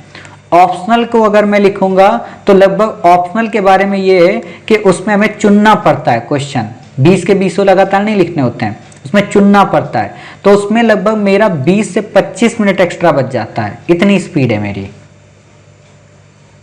तो ऐसा आप समझ सकते हैं, आप लोगों को भी ऐसा करना। लगभग मेरा एक आंसर मैक्सिमम 150 वर्ड का 6 मिनट कुछ सेकंड का होता है मैक्सिमम, तो वो आपको भी करना है। खैर कभी इस पे बात करेंगे, कभी बात करेंगे, तभी रियलिटी समझ में आएगी। अभी तो दम भर लिए, हाँ यूपीएससी देना है मम्मी, इस बार तो हो ही जाएगा।